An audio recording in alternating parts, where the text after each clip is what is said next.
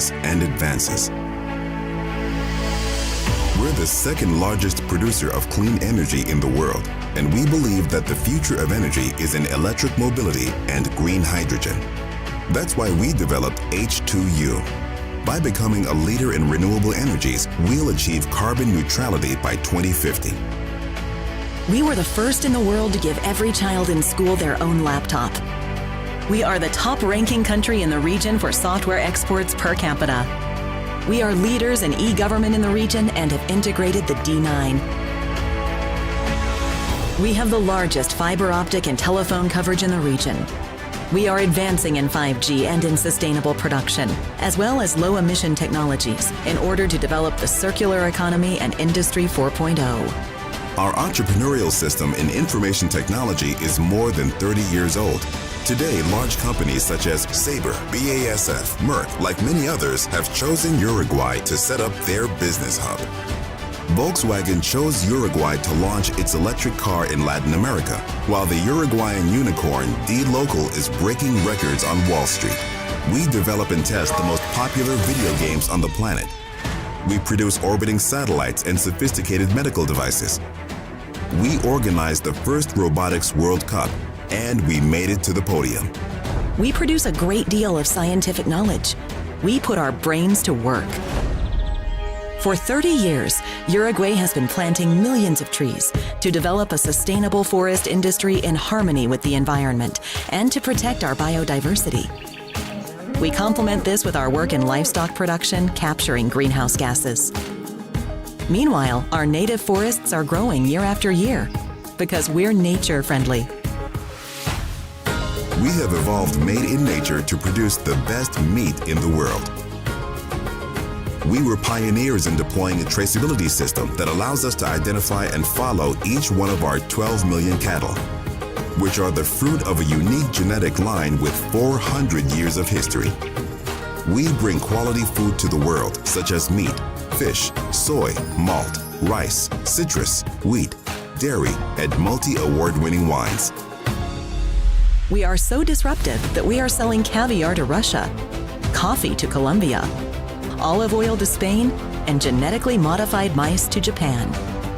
We breed movie horses, produce high-end car leathers and wool, and textiles that end up on the cover of Vogue, being worn by Greta or in the windows of Chanel, Cole, or Stella McCartney.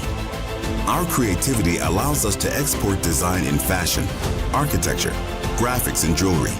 Our talent and landscapes are reflected in series and films that we produce for Amazon, Netflix, Disney, HBO, and Sony.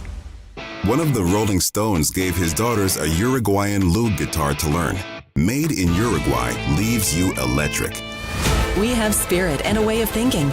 We are determined. It's our time. It's Uruguay's time. A country with a human scale. Creative, hardworking, serious, relaxed, that breathes freedom at every turn and conquers the world with each quality product and service that we produce. Unusual, free.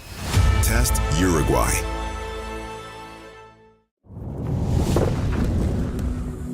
Siempre.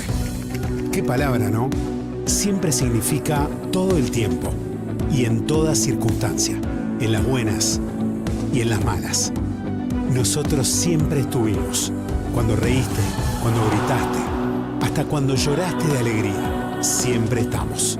Para darte información de calidad y para mejorar tu calidad de vida. Y siempre, siempre vamos a estar bien cerca, en todo lugar y a toda hora. Porque donde está la gente, siempre está el país. Suscríbete.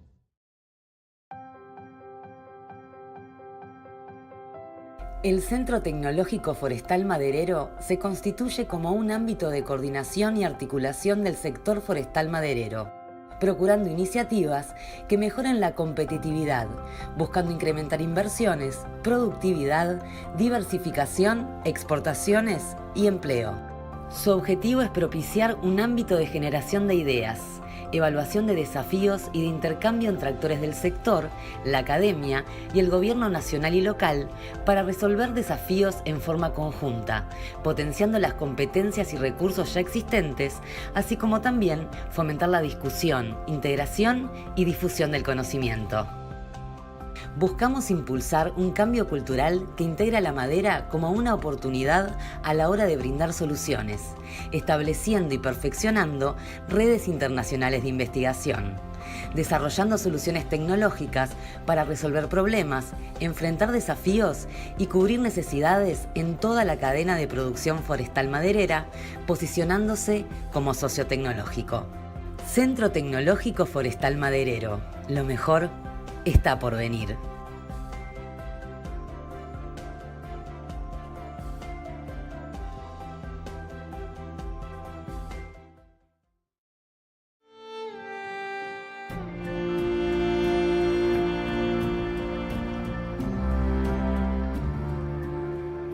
We are facing the biggest challenge ever as our planet has reached the limit of its enduring capacity.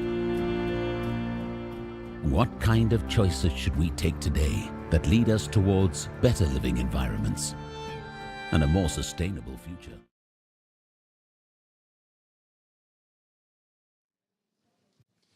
Buenos días. Buenos días. ¿Puedo, Patricia, ya? ¿Todo, no? Bienvenidos. Good morning.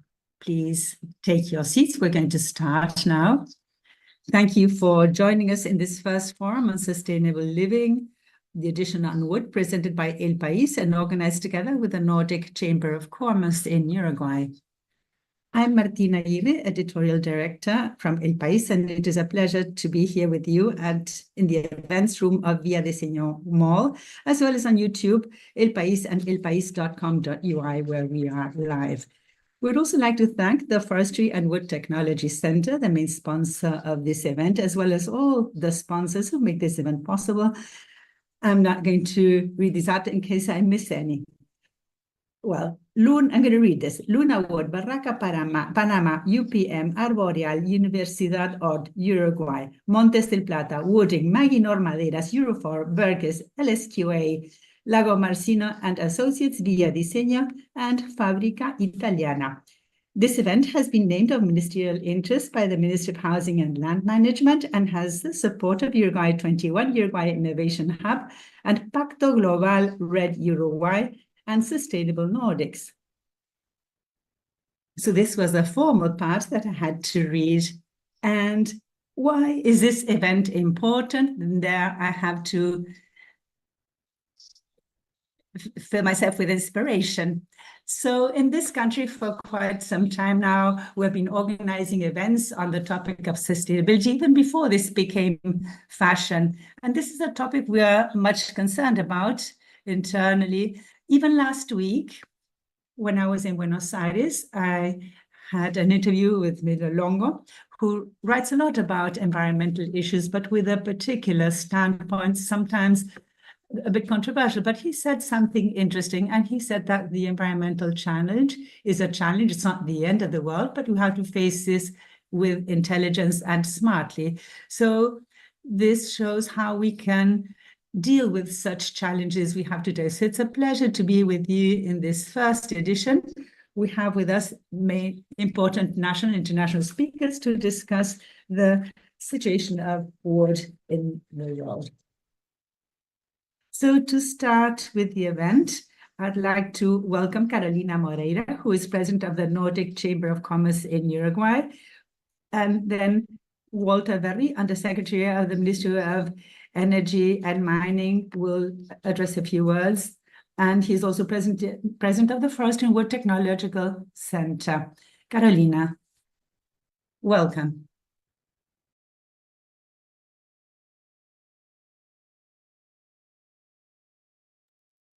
Good morning. Thank you, everyone, for joining us in person.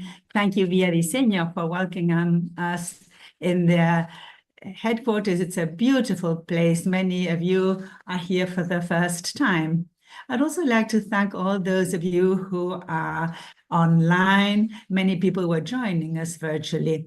The Nordic Chamber, well, this is the group of about 60 companies that has the goal of connecting Uruguay with the Nordic concept, the 5 Nordic countries, in order to generate opportunities for trade, for exchange, for business.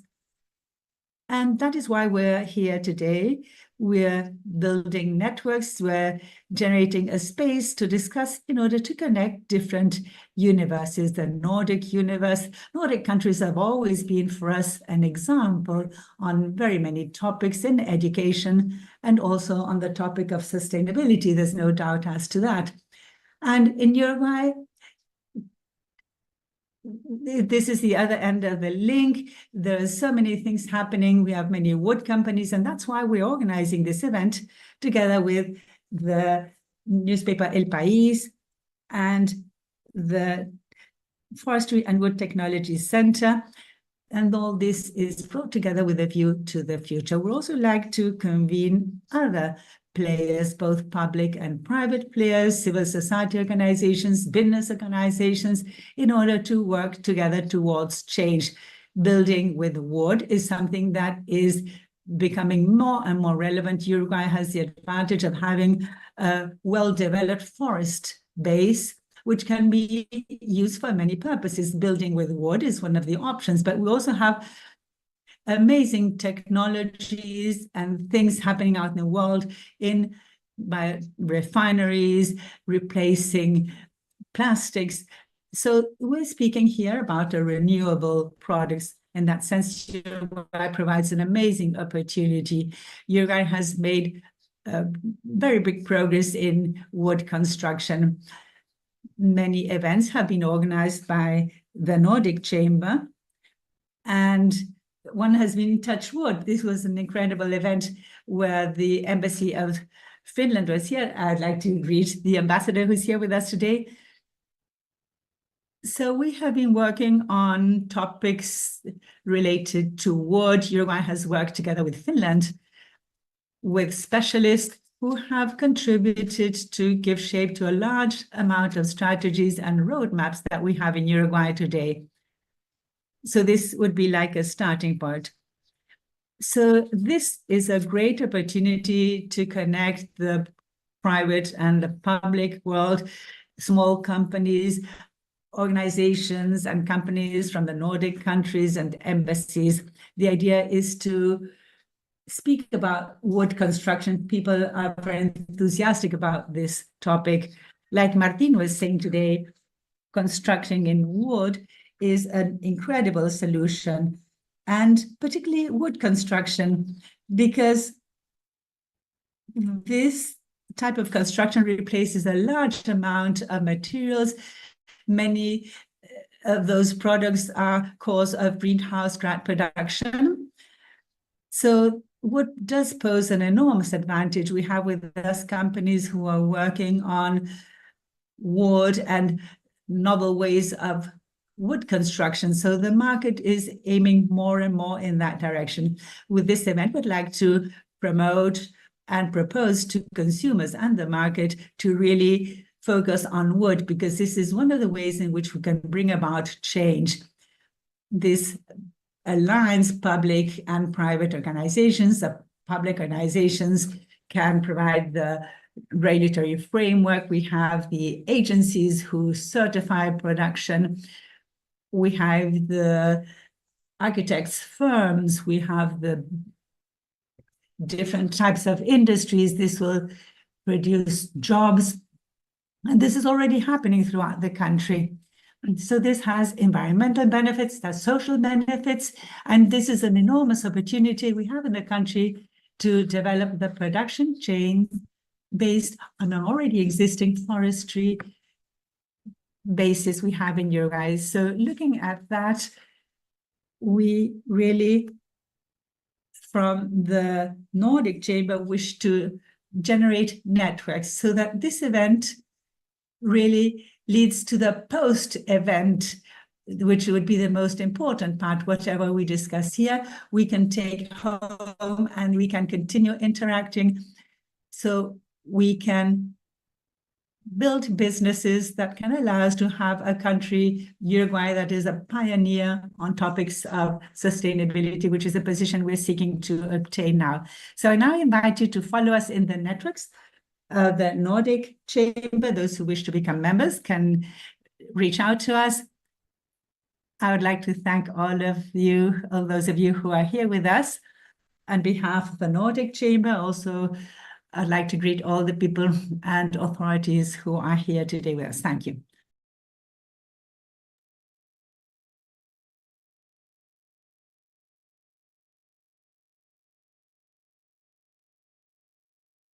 Good morning.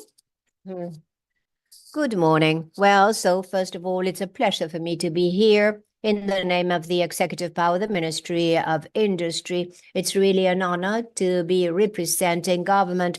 I want to thank the newspaper, El País, thank you, Martin, and the Nordic Chamber, the President Carolina, for inviting us to participate. And let me briefly tell you, because the good thing is coming later, that is the wonderful speakers that we'll have later, tell you how the timber forestry center appeared. When Uruguay signed the agreement for the third paper mill in 2017, they created a trustee, the fund for the sector's innovation. It had many purposes. One of them was to work to enhance the care of the Rio Negro river and the implementation of SME centers in Durazno and Paso de los Toros. We saw the need to create two technological centers, and that is where the Forestry and Timber Center was created, and other minor issues. And we consolidated this center that will have its headquarters in Tacuarembó, in INEA's industry conglomerate, and and another one that we wanted to is the Bioeconomy and Circular Bioeconomy Center. The two of them related to forestry. Of course, the Timber and Forestry Center, and the other one that is also linked to the dairy, the beef centers. Bioeconomy Center will be in Paysandú. I see the representative of the municipality. I am from Paysandú myself. It will be in Paysandú. We do not generate bureaucratic infrastructure, but rather articulation centers. The Forestry and Timber Center articulates all the forestry chain to achieve more innovation, more interaction between the different players. When we discussed this in the sector, Javier Solari, the representative of UPM, posed this challenge. Uruguay has a lot of knowledge in forestry, but it's scattered in different agencies. Being able to articulate them and having someone to articulate them with a repository and that will be in a condition to provide that information to anyone who needs us is very important. And the technological center not only articulates, but it generates innovation, technology, and capacity building. We are developing a number of projects through ANI, the National Agency of Innovation. They are in charge of running the center. We also have another speaker who will tell you much more later, Ines Bocage, who's here with us. She'll take the floor in a few minutes to talk about the technological center. Now, let me highlight a couple of things before I finish. I think that all this is possible because almost 40 years ago, Uruguay decided to undertake forestry and timber. And today, Uruguay perceives itself as a timber country. And this was possible because there was a state policy, a public policy that is still valid today and will continue in the future, no matter what administration today. It's a dynamic, technified, mature sector that incorporates skilled workers, and it grows. and it provides jobs to more than 25,000 people. When at the technological center that we are part of, we see that reality. When we saw it, we realized that we had to go to the second change, and that is providing technology to wood, to lumber, and that is no wonder another challenge that we have, because the world is moving faster. We have to see what the world is doing. The Nordic countries are an example. We are going to learn from them. Uruguay has everything we need to develop. I am convinced that the future administration and the technological center will have a challenge that will be ensuring the conditions in the country so that we can incorporate the value to our timber, as well as we had a forestry act that gave us the possibility to have 3 wonderful paper mills. I think that we need to attract the innovation, bringing the knowledge and the technology, enabling us to incorporate the market of timber in the country. We have many hectares to increase our forestry. We can multiply it by 4. We have 1 million hectares in forestry for the paper mills, 80% eucalyptus, 20% pine trees.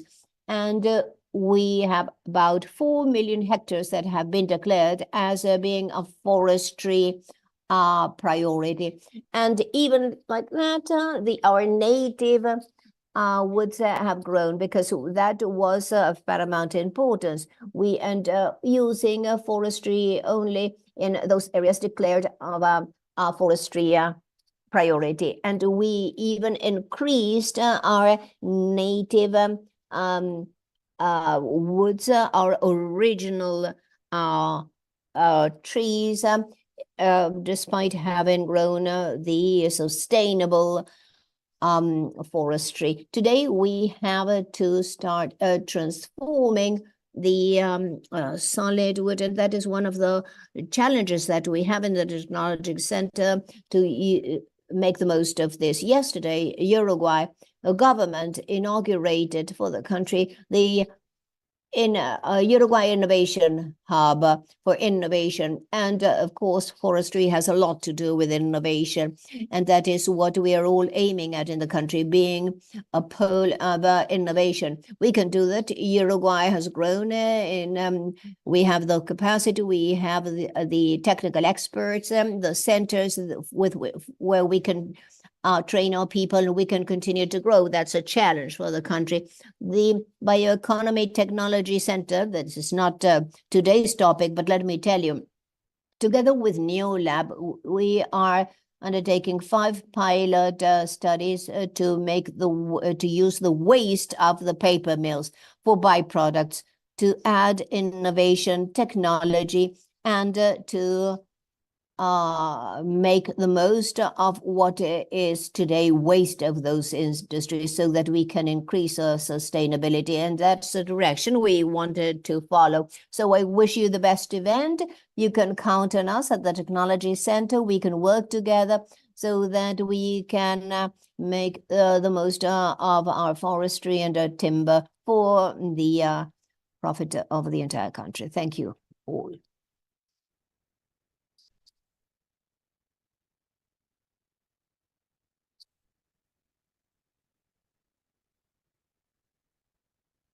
Good morning, everyone. It's a pleasure to be with you this morning. Thank you, Martina Aguirre, for your presentation. Carolina Moreira and Walter Very. I'm Deborah Friedman. I'm the coordinator of the editorial department of El País. I'm going to chair the sessions today. So we're going to start with a roundtable on timber as a sustainable solution. So we are going to invite Rosario Poe, who's an engineer in forestry. Everybody knows her, but well, she's a member of the National Academy of Engineering of Uruguay. Marcos Bategasore, who's the Vice President of Operations of UPM Uruguay. And we have Vanessa Baño, who connects from Spain. She's Senior Project Manager at Innova wood and a professor at the School of Engineering at Udelar. So welcome, everyone. Thank you very much for joining us. Please sit down.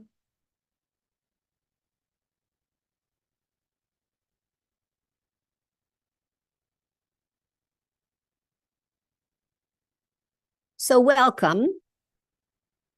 Thank you for being with us today. Hello, Vanessa. We see you there. Good morning. Welcome. Yes, welcome. Yes, thank you. Thank you for receiving me. Now yes, can you hear me? Yes. Yes. Good morning. Thank you for being with us. So, Rosario, good morning. I wanted to start by asking you to give us an account, a brief account from since 1975 when you graduated, and very few people talked about forest production in Uruguay before the enactment of the forestry law of 1987, where there were less than 50,000 hectares forested, to today's Uruguay, with more than 1 million hectares dedicated to the plantation of eucalyptus and pine, and the sector at the head of the experts. I know it's difficult, but if you could please give us an account of that. Well, I was asked to give an account because I'm the oldest here, but I was fortunate being able to live in Uruguay in the countryside since I was born more than 70 years ago, and living in the natural country. So to the extent that I studied and the stars led me toward forestry. That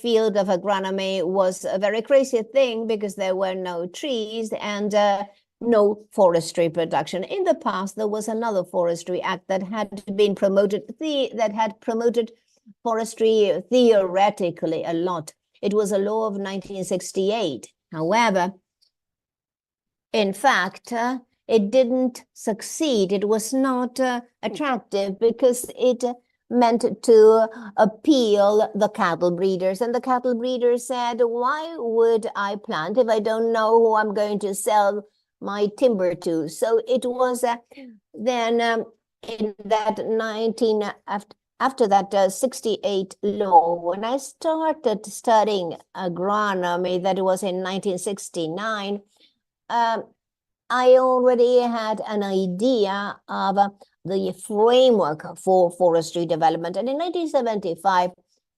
I graduated in 1975, but 2 years before that, when I studied forestry, there were 6 of us, but the previous year there had been just 1. The pioneers, well, no, the pioneers were the people who started with a century. Uruguay has a forestry history that is quite impressive because, well, I have a coin of 1904 that celebrates the Tree Day in Flores. And just by chance, I lived many years in Flores, but I have that coin to attest that people saw how important trees were. Artigas requested for seeds. Pérez Castellanos had an endless number of anecdotes talking about fruit trees, non-fruit trees, and how they grow in Uruguay. So it was thanks to our state policy, as Undersecretary Very said, that it was possible to get a new, or more or less a new law to attract other investors. And it had been they had reached consensus by all the different political parties in the country. That was in 1987, where it was passed. It was adopted by all the political parties. So after that act, we had all the regulatory framework of the law, and it was in 1990 that the president, Luis Alberto Lacalle Herrera, requested me to be the director of the Forestry Directorate. It was impossible for me to be the director of such a department because I had never worked for the ministry, but I was the director of the UN and the FAO project that supported the forestry directorate, because it's useless to have a law unless you have a roadmap and you have somebody that brings the seeds and brings proper credits for the sector. So little by little, we experienced, I'm going to speak of the period going from 1990 to 1995, but then it went on to the year 2000.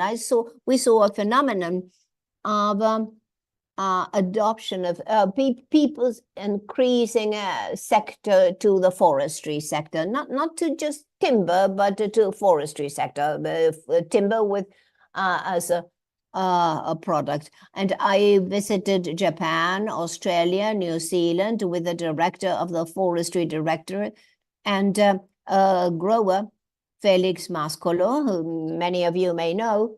And I felt ashamed because wherever I reached, he said, I'm a grower, I'm planting, but I don't know what for.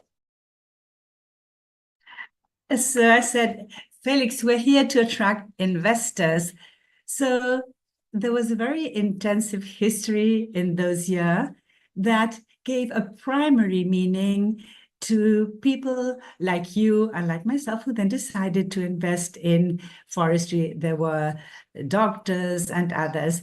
So then that was a time where foreign companies came to the Uruguay, and with their arrival, they not only brought relevant projects, important projects that then led to an important industry, they brought with them the knowledge as to how to do things better.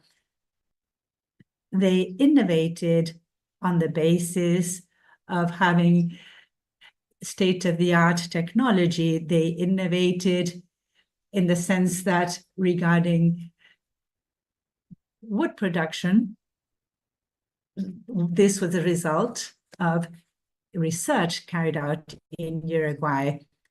And prior to that, 15 years earlier, we used to go to Chile, we used to go to Brazil to see how people did things in those countries, and then we copied. But now they come here. Many of them come here because we are a center of excellence. We are very quiet here, and for different reasons. Nobody knows much about Uruguay. One of the main problems that we have in the forestry sector, and not going to speak about wood, but I think wood also, is that there is no culture in that sense. Maybe Vanessa has tried to make efforts and struggled to build with wood in Uruguay, thinks it's the same situation. There is something that we are lacking. It's about loving wood and loving forests. Some days ago, in an agricultural forum in the city of Dolores, an auctioneer said, I hate trees. Well, I said, I don't allow you to say that.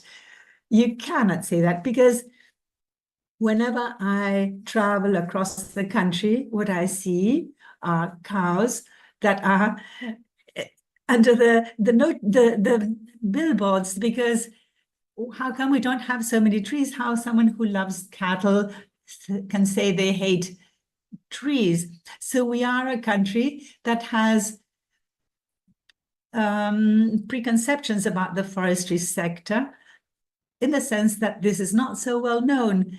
They don't see the trees growing day after day.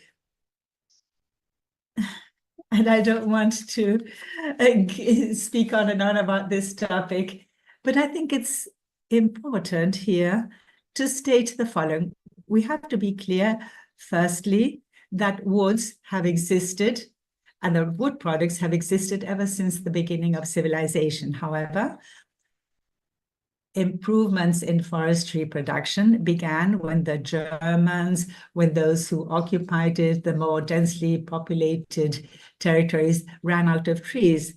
So first there was a university in Germany, the second in France, and Uruguay also consumes wood and also eradicated many of the natural forests in the early years of the country. So wood was harvested from the natural forests in Uruguay and was then taken to other parts to produce energy. So this is no new topic.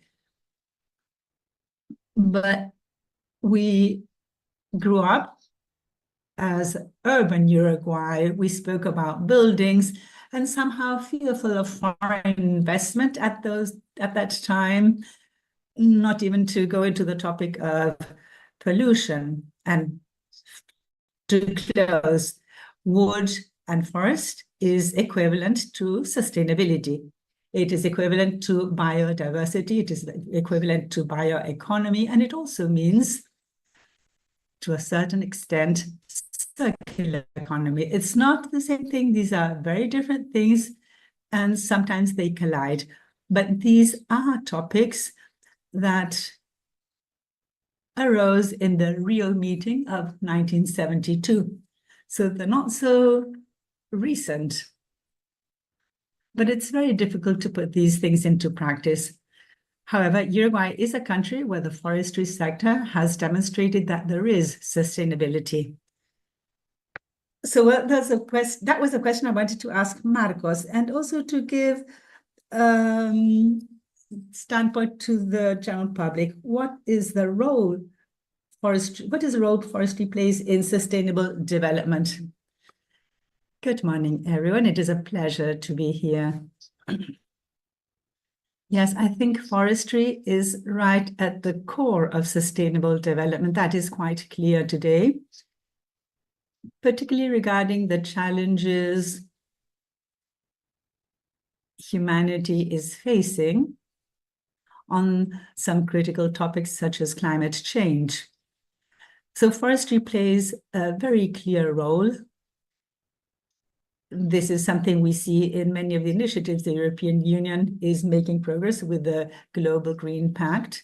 And one of the indicators and objectives proposed is to plant 3 billion trees from now until 2030. That's a very clear demonstration that trees are at the very center of the solutions with a view to what we need to do for the future. Carolina was telling us forestry is the most efficient way of retaining and absorbing carbon from the atmosphere. This is one of the major global challenges we have. It is also the most efficient way of producing renewable carbon, which can today be changed into many different types of products. These products then replace the products obtained from fossil fuels. So forestry is at the very core of sustainable development. So the important thing here is to see how forestry develops in Uruguay. In order to become part of the sustainable solutions of the global value chains, we also have to be sustainable in the way in which we develop our activities. That is one of the strengths Uruguay has. It is an enormous strength. We heard about the history of the development of forestry in Uruguay. Some numbers are mere coincidences, but sometimes they also tell us something. The definition of sustainability we have today stems from 1987, from the report of the Dunant report. So at that time, the last Forestry Act promotes and begins with this forestry development period in Uruguay. So to a certain extent, this has contributed to making forestry development in Uruguay go hand in hand with the concept of sustainability in all its different aspects, from the economic standpoint, from the social standpoint, and from the environmental standpoint. So to a certain extent, we internally speak a lot about sustainability by design in the Uruguayan forestry industry, by design, following the Forestry Act that promoted the development of this industry, but also by design because many companies develop their activities incorporating all these concepts of sustainability in their day-to-day work and how they carry out their activities. So forestry is at the very core of sustainable development, and it is also an enormous opportunity for Uruguay. It is a reality, and it is an enormous opportunity with a view to the future in many of the lines we're working on today, where there's already a lot of innovation in place. To add on to all these concepts, Vanessa, I'd like to speak with you about the following. According to information of the United Nations, construction accounts for 38% of all CO2 emissions. And there's an intention of halving these emissions from buildings by 2030. And the aim is to achieve net zero carbon buildings by 2050. So in view of these objectives, wood appears to many experts as the ideal material. So why is that so? Well, the reason why, well, this was already mentioned by the previous presenters and the speakers that we are with us today, like Mario saying today, the European Green Pact has set the goal of climate neutrality by 2030 and to achieve net zero carbon buildings by 2050. So wood also can store wood. So if we build with wood, we can make cities, chain them into carbon sinks. So this is not only stored in the forest, but also in long life products means that there is no need to burn them for a long time so that they can store carbon while they continue storing carbon in the forest. So that is the main concept for using wood in constructions. That's the most important one, and that wasn't related to the environment. I can also refer to other reasons because this is the most natural product ever that you can find. This is something that you can plant and then you can use it, and you continue planting and you continue using it. So very naturally, wood was used for constructions. And the fact that wood was not used for many years as a result of the emergence of other products such as steel and concrete, this does not mean that we have to forget about wood. Now we have learned more about wood, we know what the properties are, and there are rules of designing with wood. So using wood from the environmental standpoint or also for practical reason is something that's really natural. Thank you. Rosario, I'd like to come back to you in order to look into other topics. Where is Uruguay position today in terms of mechanical wood production? And what aspects could be adjusted to boost this industry? Well, I think that Uruguay is at the perfect point now. But that's my perception. Nevertheless, reality is a step ahead of what the perception is. The reality is driving us forward. Strong investments have been made by national and by international companies that say, today I am in Uruguay. The latest one was a company from Brazil 2 or 3 weeks ago, and I don't recall the name. They said they're going to be coming to Uruguay, but this is an industry, I think, from the state of Santa Catarina, who is joining that whole set of enterprises that are inaugurating new centers. And those companies that back in 1992 or even before really started working on basic transformation. This is a case of Uruguay and other companies. Now, what is happening? We are at the very perfect stage now because we started planting back in the 90s. And because of the mechanical transformation industry, the traditional one, has to be about 20 trees that are about 20 years old so that the trees are ready to be transformed. So we're now at a moment in which Uruguay has the raw materials in the perfect condition. And some restrictions have been overcome as in the context of some things that were not profitable in the past, for example, transport. In October, and we did a study with the Forestry and Wood Technology Center and with INEA, and we're surprised that they were going to make a call for bids for stocking and transporting wood from Rivera and Tacuarembó to Montevideo. So these are two very relevant aspects. We have wood, one, and there is a market because wood is sustainable, because wood is profitable, and also because it has evolved. We see that sawmills produced engineered products. In other words, these are products that have the intrinsic capacity of the power combined with the engineering that makes these products lasting products. I have a house made of wood where I live in the country. And this is made of laminated wood produced by Uruguay. So these are things that are not just about sawmills producing wood products. We are also working together with this Forestry and Wood Technology Center to see in what direction we'll be making progress towards. But this is not a world of agronomists. It's not just a world of architects.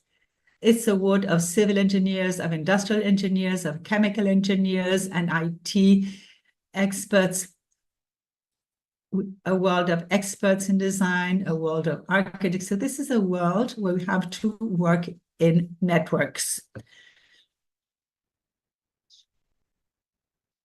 And the evidence is seen in all these companies. I am a member of the National Academy of Engineering. We're all together in that organization, the agronomists, civil engineers, chemical engineers, and so on. So this is an ideal space to really understand and interpret other things. So answering your question, Uruguay is positioned in an excellent way, but we have a serious problem, and it is that in recent years, a lot of wood has left the country unprocessed, and it continues to leave. Personally, I'm not speaking in the name of anybody, but I would legislate to try to not to incentivize the sale of lumber without added value, because we may be left with no timber for a period that is a bit of what we are working for. That is to see, well, how much timber do we have, and is it enough for all the industries that are coming? So that's the responsibility of government, no longer to think of the details of the Forestry Act, or that there are many hectares to plant. There are so many problems that need to be solved before we can plant that because of red tape. We have a serious bureaucracy, but in addition to that, we have to think of a different policy. I'm quite radical, and the other day in the radio, because I have nothing to lose, and the other day I was in the radio of Soriano, and I was asked what I would do, and I would say I would write a different act, because we have challenges. We need more plantations, and the incentives don't need to be for one company or the other. We need to form clusters, groups of investors or companies where one may do one thing and a core of small companies doing some of the thing, and so that we may all earn our bread and win our bread, and with sustainability. It's a huge effort. I know I was behind the first project approved for a paper mill. It was not UPM. And let me tell you that these are huge efforts that you need here in the United States, because nobody knows us. Uruguay is not known, and even less so as a forestry country. So this is an effort that needs to be, that is for the companies that believed in Uruguay 30 or 40 years ago, and there's a lot to be done. Well, Marcos, I wanted to see from your point of view, are you having any specific requirements in terms of sustainability of your production? And on the other hand, whether there are any indicators that you see in the market and that are evolving? Yes. In terms of sustainability, the requirement has always been there. I think that part of what drove forestry in Uruguay was the sustainable basis of forestry production. And in addition to that, sustainability throughout the chain. So the demand for sustainability in our operations existed from the very first day. And at a company too. UPM is a company that works a lot on sustainability issues. 50% of the UPM investors are ESG investors. So sustainability is included in all the activities that we undertake. We have an agenda of goals for 2030 with very specific indicators that we report on an annual basis. And the requirement is has always been there.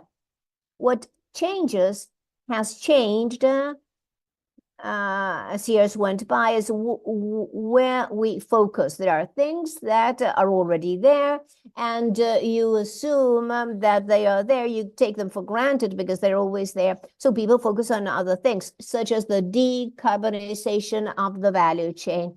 So the CO2 emissions and the entire chain is one of the topics that we report. And of course, we have a working agenda for improvement. Needless to say, the forestry production and the cellulose production is carbon negative when you look at the entire chain. And then the other thing that we focus a lot on internationally is biodiversity. That I repeat here, I think that in Uruguay we have a strength, and that is that all the sector always developed paying close attention to biodiversity. Of course, the law stated that we had to protect our native woods, but the companies also, from the very beginning, the people in the companies were very careful with taking care of the biodiversity. So at UPM, we have over 70,000 hectares for the preservation of biodiversity in different environments. I would say that today, those two are the key topics that the customers ask for. Thank you. Vanessa, I wanted to ask you, well, considering your vast experience, more than 2 decades in wood construction and as a scientist, what are the key challenges that you see today using wood and the latest innovation and innovation that you would like to highlight? And also whether in Europe you have any trends that are important and we should address. Yes, let me answer. I'm going to speak in the name of InnovaWood, the European network for innovation and education in wood, with more than 80 universities and research centers only for the use of wood in more than 30 countries. And let me tell you that one of the initiatives or the strategies that is being very popular and has a lot of impact in Europe now in this is the new European Bauhausing. There was an initiative that was launched in 2020 that is the old Bauhaus, about the constructed environment, but with a new vision, with values that are highlighted. It has to be a very beautiful environment. It has to be sustainable and all together in collaboration and including different actors. So in this new European Bauhaus initiative, well, people think of, well, wood absolutely fits as a very beautiful and sustainable and collaborative material. When we speak of wood, we are not just speaking of wood, but the forestry industry, timber industry, the architects, the engineers, and the end users. And that is what this initiative is promoting. So in this Bauhaus initiative, there's a beautiful Bauhaus partnership that includes the leader of the partnership, but with members of different sectors, such as the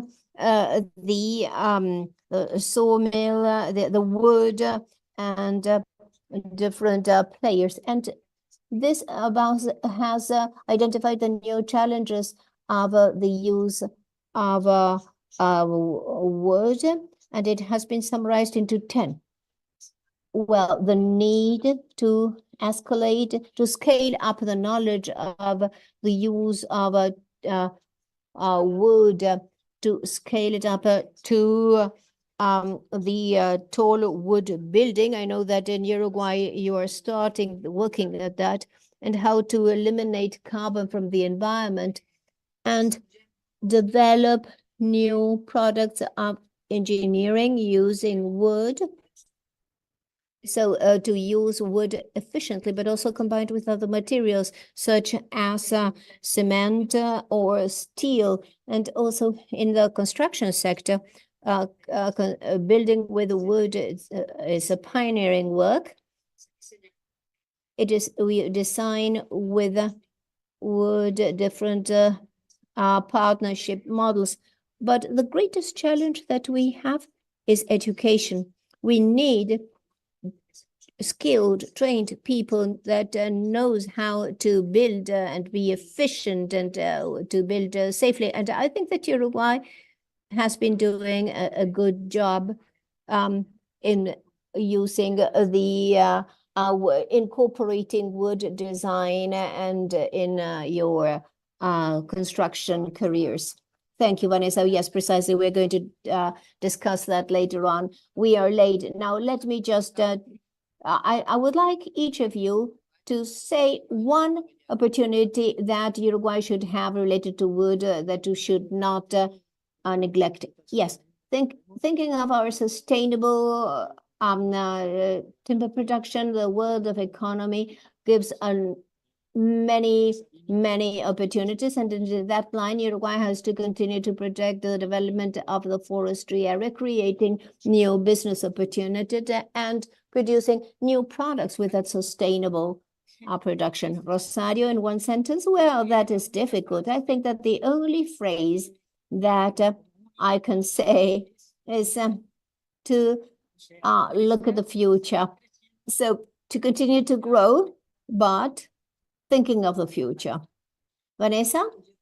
Yes, I would say that as you talked, as I talked about the European Bauhaus, Uruguay has the opportunity because you have the woods, you have the timber, and you have an opportunity to use a beautiful material to do it, to work in partnership. And I think that in Uruguay, you have many opportunities for building with the wood.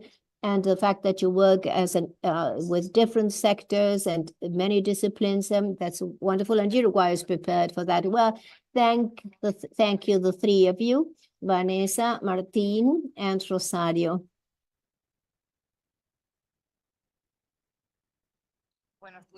Well, just now we talked about the importance of wood as a sustainable solution. Now we're going to focus on the agents that drive that transformation. Let me tell you who are with us now in this next and now Ines Bocage, Executive Coordinator of the Forestry and Timber Technology Center, Diana Morgavi, President of Association of Wood and Related Entrepreneurs, Marcia Crossi, Institutional Coordinator of the Roadmap for the Construction of Wooden Houses of the Ministry of Housing, And well, we had planned to have a specialist in housing and urban development of the IDB, but he just told us that he couldn't be there. So welcome. Well,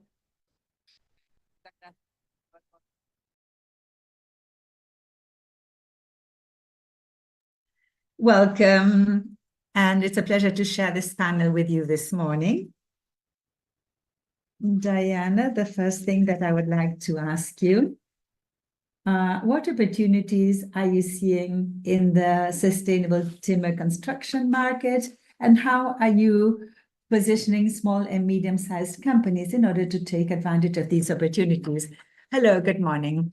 First of all, I'd like to tell you that we are a new association, and let me tell you what our organization is. We're a nonprofit organization. We are small sawmills. According to the forestry department, we're about 57 to 80 sawmills distributed all over the country. Most of these are located in the north of the country, in the departments of Rivera and Tacuarembó. These are small and medium-sized companies. Some are family-owned enterprises. And this association arose as a result of several challenges we faced. Today, we are different enterprises that can go along with this synergy that we see in the wood construction industry. All our products, all the main customers were from the construction industry. So we want to support construction with more wood. Our enterprises work with different products, with decks, with panels and boards, whatever you can imagine. And what we need is precisely to support this construction trend. Ines, welcome. A key point in wood construction, in promoting wood construction, is capacity building along the different links of the forestry chain. How do you view the current situation? What actions are being carried out by the Forestry and Timber Technology Center in this regard? This Technology Center has the purpose of promoting the synergy and innovations so that the different enterprises of the wood construction chain are more dynamic.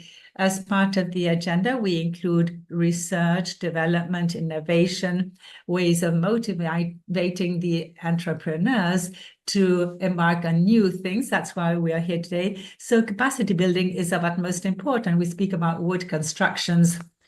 We're going to face a large number of challenges. It's not only about technology and what we heard previously in the previous panel, but this is about overcoming the cultural trend of doing things as usual and traditional forms of construction. We have to overcome those things and think about all the advantages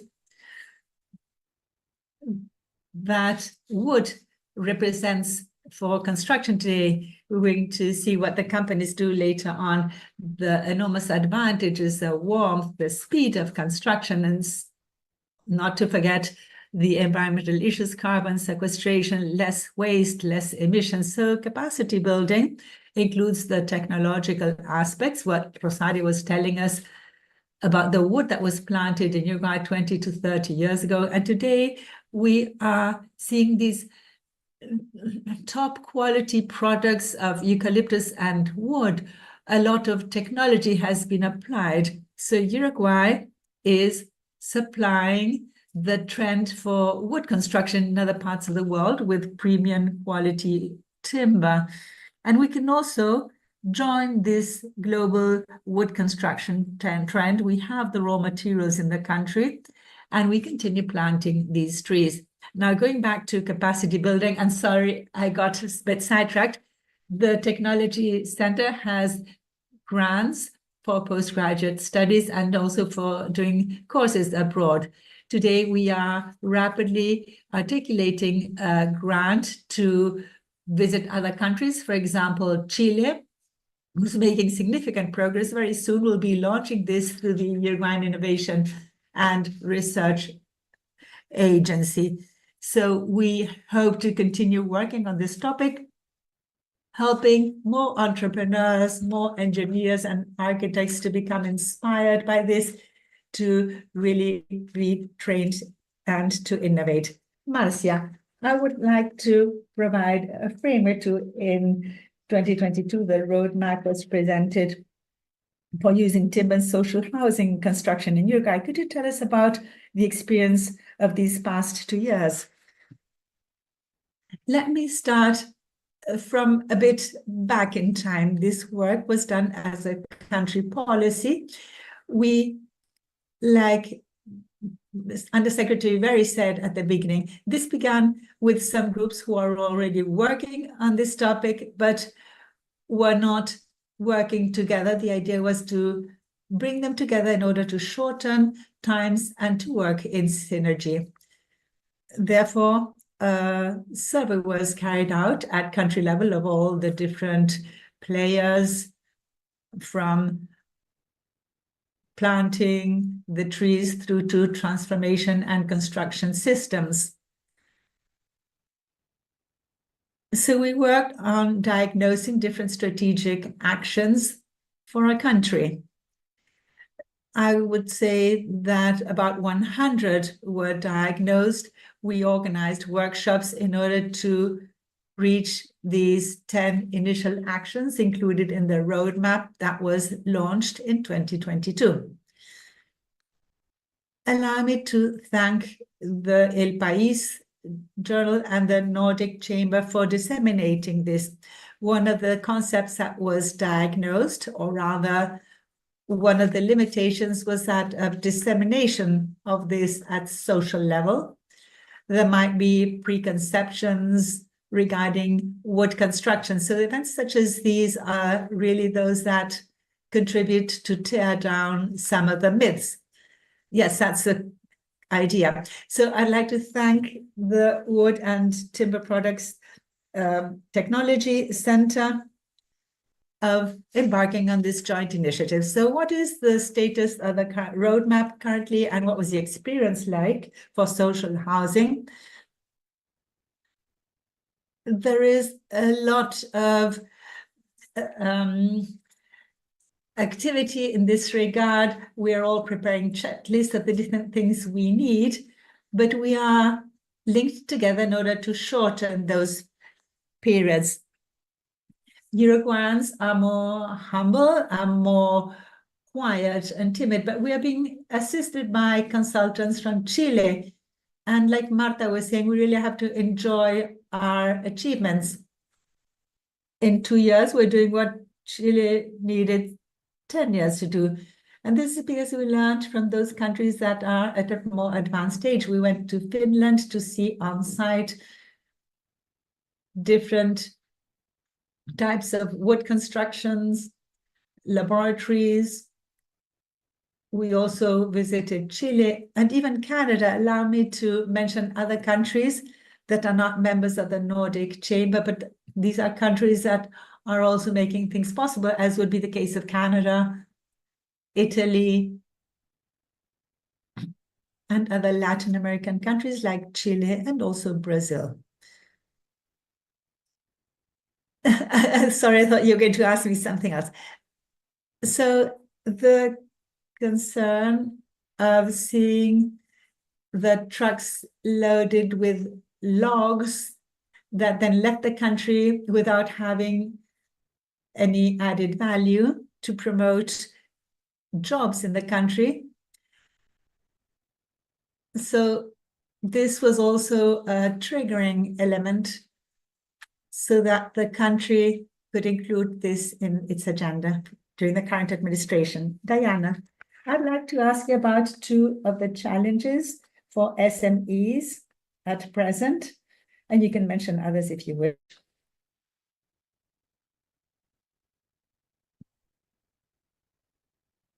So how do you view the situation today regarding these challenges, and if you are considering any initiative to address these?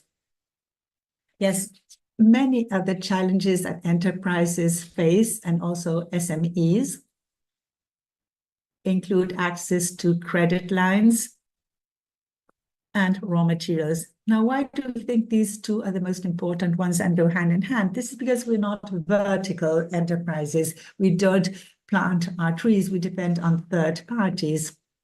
Sometimes we don't have access to the raw materials because of volume or also because of access to providers. Now, because we don't have secure access to raw materials, as SMEs, we have other types of SMEs because we are industrial SMEs, although our association includes companies or enterprises such as carpentries. The initial transformation is what we do, but the financial agents don't really understand our reality. So we have been speaking with different banks in order to tell them about our forms of production, about our business models. So fortunately, through ADEMA, which is this association, we have tried to provide solutions who can then allow us to generate this synergy to face the challenges. I think a lot of work is still to be done, but we are trying to figure out solutions to these two challenges, articulating things with the financial agents, or also with the forestry companies, and also through the Forestry and Wood Technology Center. And do you have any ideas to where you can get these solutions? Well, we have had meetings. We have a path that we can follow. We have to have adequate volume, quality, and so this would be done through your trade association. Yes.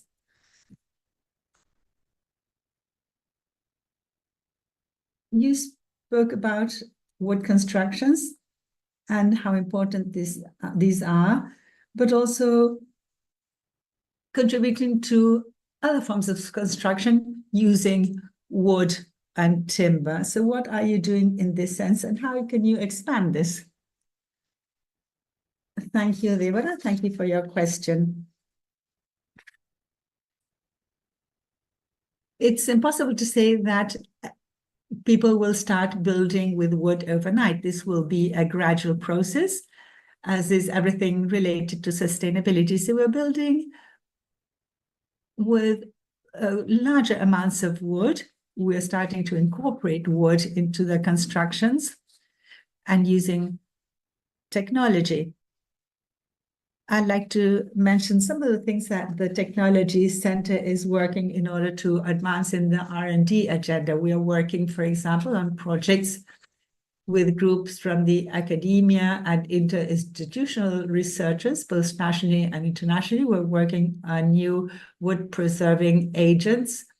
We're also working on drying mechanisms for Eucalyptus grandis. We're working on a repository and observatory for forestry materials. And like Undersecretary Very was saying this morning, we are making a census of solid wood. Who are the different players? What are the challenges they face? What can we do to support all these enterprises that work in the initial mechanical transformation using national wood? We are updating the national forest cartography. And in the non-productive area, we are studying the social and economic impact of wood production. We are very clear of the impact that this production has generated in the communities in the provinces of Uruguay, and all these things that have come hand in hand with forestation.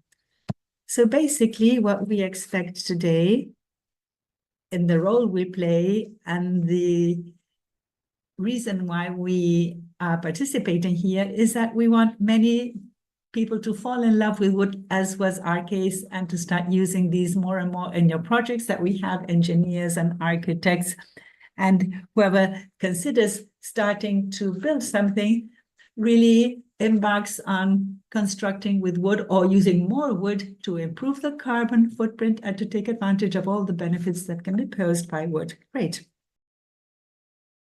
Marcia, going back to the roadmap,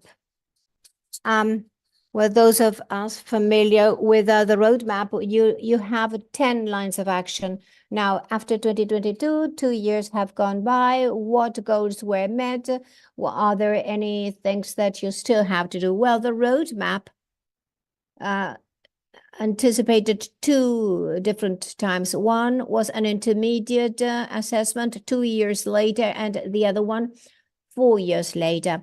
Those actions have advanced at different paces. There are some that have already been completed, while others are being studied, because for many things you need the technical evaluations, such as the map of termites in the country and the rotting mushrooms. And the key players that are working at that are Latu with Latitude, and Senur of Tacuarembó and INEA are working studying that scientifically. Another example that I can mention, an incentive for the private players that is also so important for them to act to make growth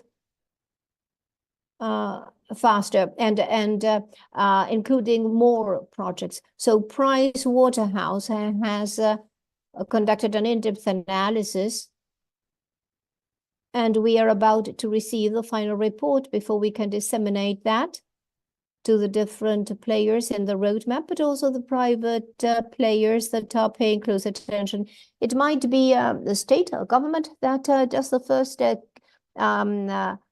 but then the other people follow and they feel more confident in building. There have been 3 international contests. One of them is in the high rises in Durazno or tall wood buildings. Others are houses of Mevir in Rivera, Tranqueras, and other is an outpatient clinic in Barrio Caucelio in Montevideo. All of them have already gone through their validation stage, the winner as winning projects, and they are working in the technical project and registering at SEED that gives the authorization for the good construction of each of those methods. They're all branches of government, and that is why the requirements that they establish need to be met indeed. And then I can tell you of dissemination, as I was saying today, disseminating the good concept. Now there are videos, 1-minute capsules that are being disseminated of myth-breaking spots to reach people. And then the training, the technical training, thinking that the key players at the municipalities, the Ministry of Housing, and the other public agencies that receive wood construction projects may have the knowledge that you need to be able to assess the projects as they receive them and not to leave them aside because they may be afraid of not having the knowledge they have. So at the municipalities meeting, we expected 50 people and we received 90. It was a very intensive day and everybody participated until the very, very end of the meeting, and it was very useful. That was recorded so that those who couldn't attend may see it. Of course, that's a basic knowledge, and then afterwards people will continue to study it more in depth. Udelar and Utu and the school of the construction school may teach people, because we Those are jobs that we have to train our people for. And the SMEs, of course. Well, the thing is that I have my colleague here this is one of the partners. We are all collaborating. And we also had a beautiful meeting in recent days in Tranqueras. The National Bank, BRO, could give soft loans, not just for machinery, but also for wood transformation. So the idea is that having good quality wood for the SMEs. Well, and the large transformers or manufacturers, that's marvelous. In Tacuarembó, we visited Tacuarembó with the minister and the undersecretary. There's another project that that is growing increasingly. So we want to be there in all the corners. Well, Diana was talking about the SMEs. They play a key role here.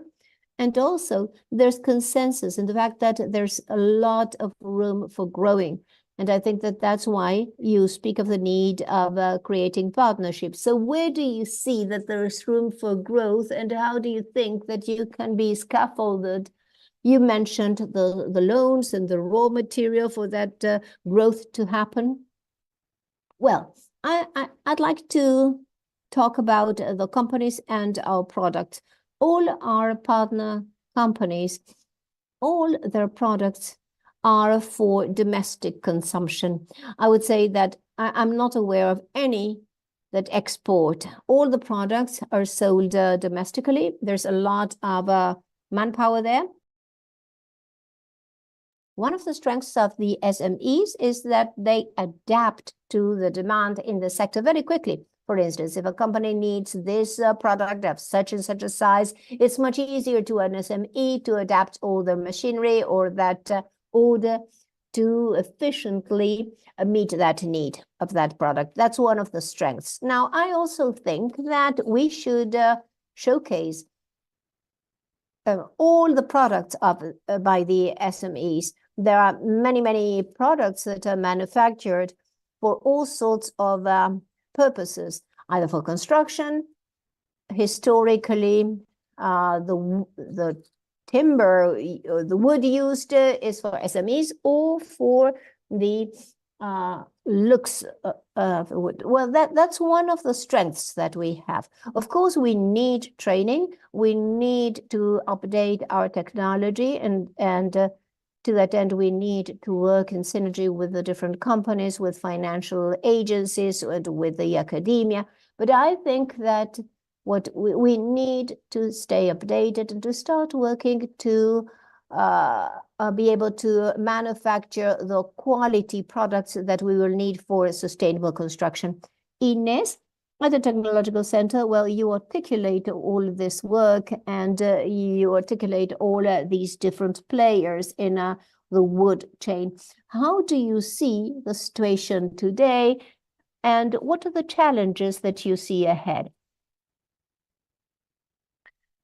As I was telling you, we promote synergies to move forward in training our people.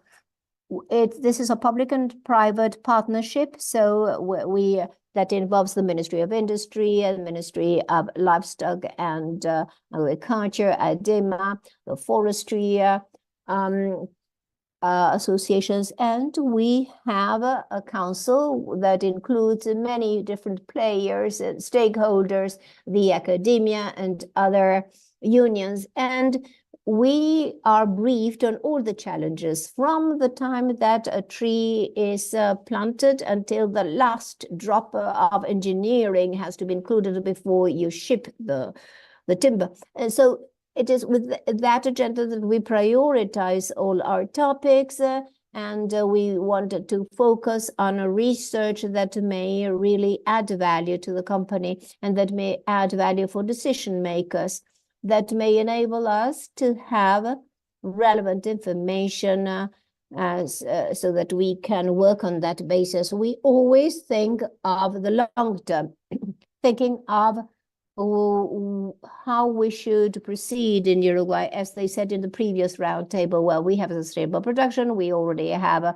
a track record. We have mature trees that we would be capable of doing more things. So we are at the caramel point, as Rosario puts it, to polish this, to make it even better, and to add more added value, and to generate more opportunities for many, for companies of different kinds. So we try to put the agenda together in thinking of that, and as we help the different stakeholders in their education to face the challenges that we have ahead. Marcia, I wanted to go back to a specific issue of the roadmap. When you designed the roadmap, the different items that you mentioned, those 10 items, had different lines of action. One of them was to update the national and the municipal regulation frameworks. Have you moved any forward? Are there any things that you see that are still lacking? Yes.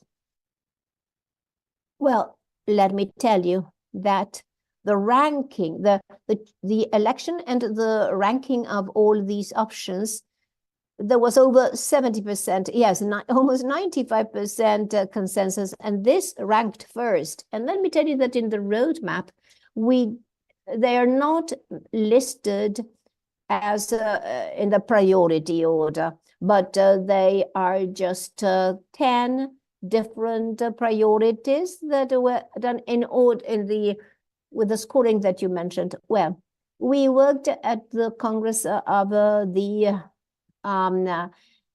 mayors and with the fire department, the National Fire Department, and with the Ministry of Housing to better adjust the construction regulations so as to enable the tall wood building and the high rises, because until then the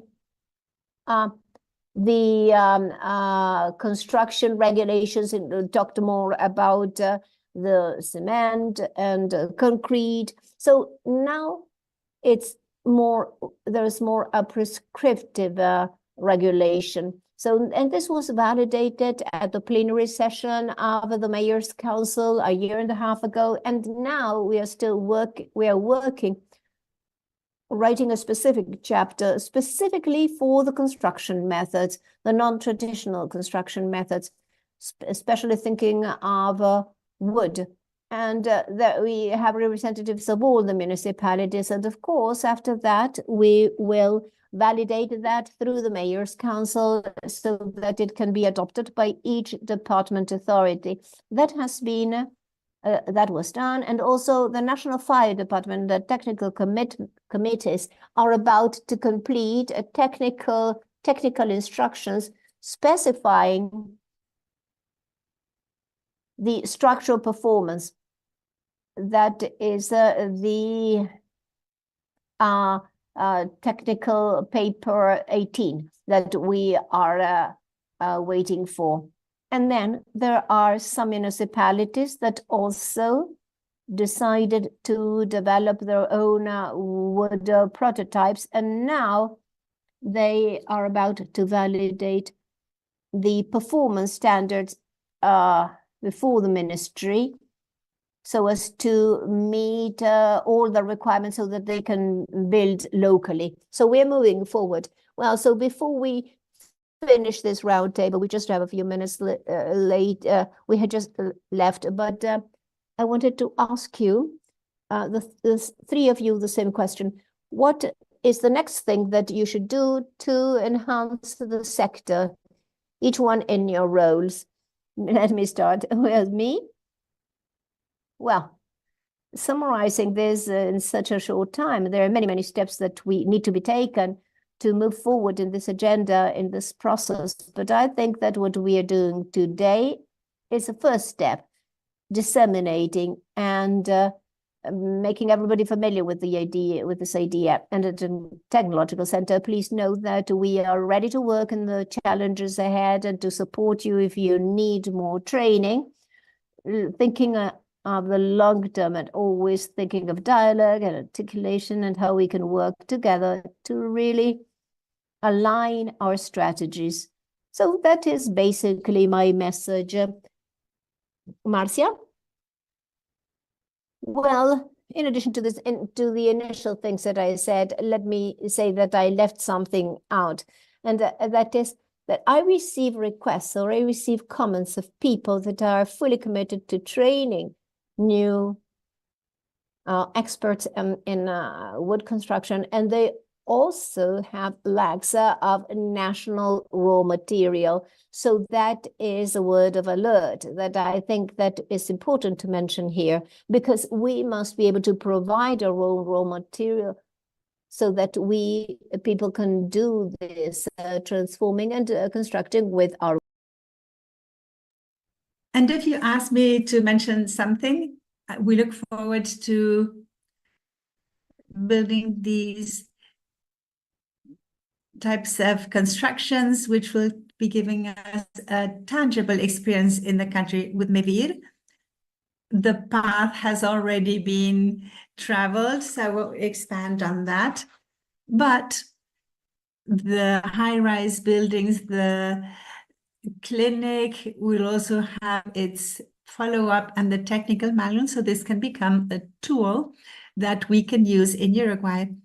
So those are things we are really looking forward to having in the future. Diana?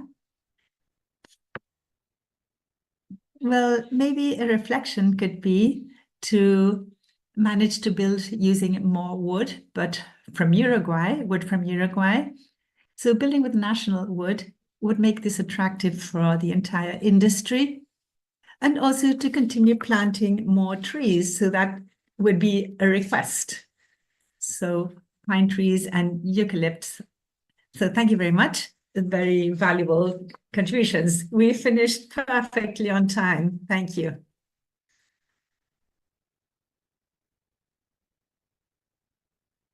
So we'll now go on with this forum.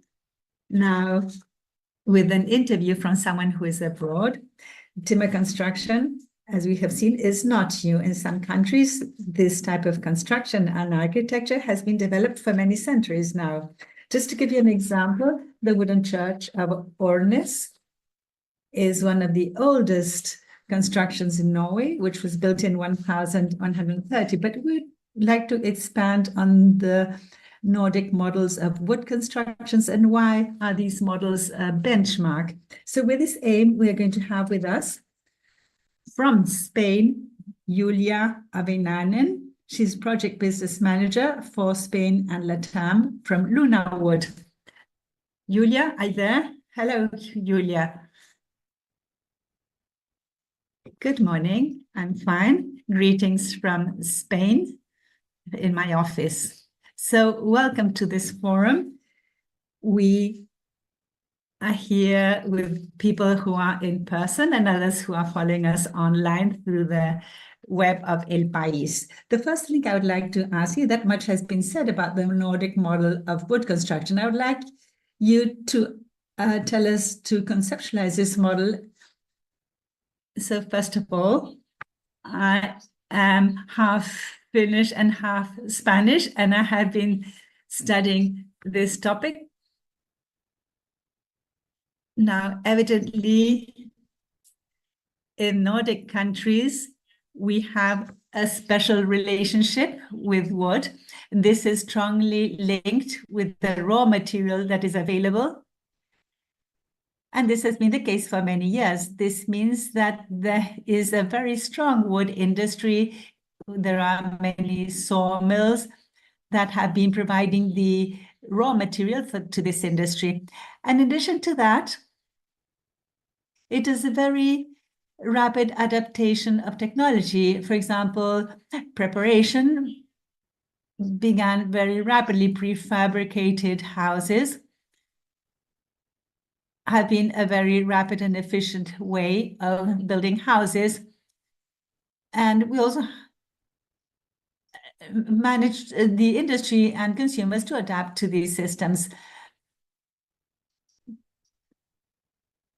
I also think that somehow in Scandinavia, the Scandinavians and Finns are very practical people.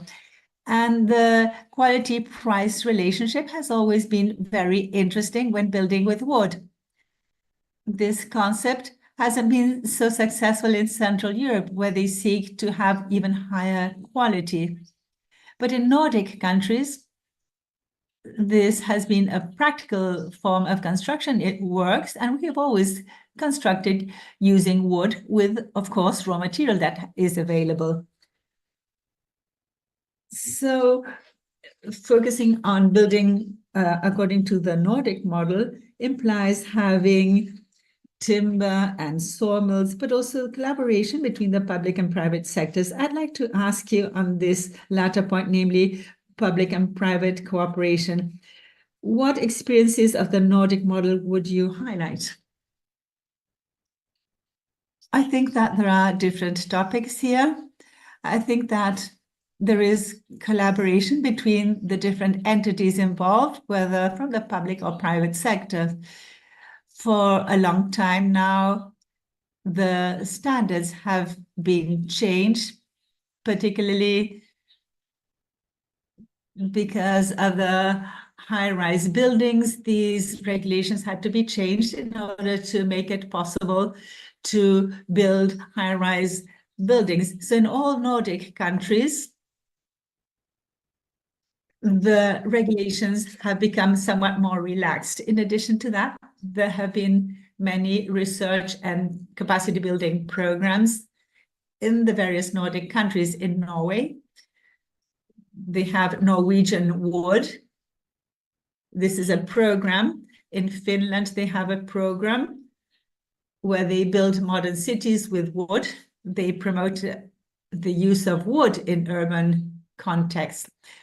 Furthermore, the wood industry is very well organized. There are many organizations that help the enterprises and companies with all the work, which otherwise would be very difficult to do on their own. For example, adapting the regulations to organizing capacity building, or this is to show that the companies are not on their own. So this is something that we see is also starting to happen in Uruguay. All this in Nordic countries takes much longer. The first forestry law in Finland was in 1886, so we are a century ahead. So we have to bear that in mind. We have been working on these topics for many years now, and all these things do require time. So beyond the fact that you have such a long-standing tradition, at this moment, what are the advantages you see you have in Nordic countries for using wood in construction? So this is not considering tradition. Well, right now, not only in Nordic countries, but also in the entire European Union, as we heard previously from Vanessa, we all have, in all our countries, have a very clear objective in terms of reducing carbon emissions. As in Finland, they want to be carbon neutral by 2035. This is most ambitious. This is more ambitious than the European Union, but not as much as Uruguay, so we're behind then. So I think this is one of the main reasons why the government in Finland and in other countries are now focusing strongly on using more wood. As you are aware, 30% of emissions come from the construction sector. In Finland, it's 30%. So this is the most important point right now. And we have a new construction law, which was enacted in March 2023. Specifically, this act includes a legal control of carbon emissions in construction. In other words, we have to start to look closely at the types of materials that are used and how they are used in construction. So that plays a very important role. Further advantages are the typical ones that we heard about today already. Energy efficiency, particularly in cold areas, because with wood, it is easier to have constructions without thermal bridges. And also with hobbies and so on, people started to become more aware about energy efficiency and the quality of air inside the buildings. All these topics evidently help a lot. I would like to focus now on sustainability, which is the most important feature of lunar wood, because it covers the entire life cycle of the products. So what are the pillars of this strategy you follow? Yes, I am the technical expert. I provide the technical support to our partners all over the Spanish-speaking world. We manufacture this thermo-treated wood. Our strategy is quite clear regarding sustainability. We have 4 pillars as part of the sustainability strategy. Firstly, we always use certified raw materials. The entire chain should be certified. Secondly, and in Finland, they have FSC certification, but we have per se certification. The second pillar is responsible production. With this, we mean that we try to optimize the emissions and the energy we consume, always seeking to use renewable and clean energy sources, also using raw materials and all the waste obtained from production to produce other things. So we really have to consider the circularity of the materials we use. In addition to the use of water, we need a lot of water for the process. And also quality of the products. And one of the pillars is not only ecology and sustainability, but also in many more senses. For example, we have a strong commitment with our employees. We always hire women, men from different nationalities. So we focus a lot on equal options when hiring people. Then security, safe and secure at the workplace. We have a code of conduct, not only for our company, but also for our providers and vendors, and even for our customers.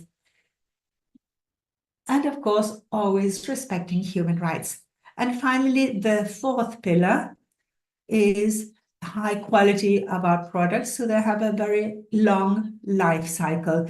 It's pointless to have a product that has to be changed over a short period of time and replaced by another. So we strive to have products that are lasting products without requiring a lot of maintenance when used outside. So these are the 4 pillars that I wanted to mention. We were speaking at this forum of achieving a cultural transformation so that all the features of wood can be visualized at a massive level. So how have you managed to position wood as a construction material so that your consumers are informed that that is the case? Have you applied any strategies that?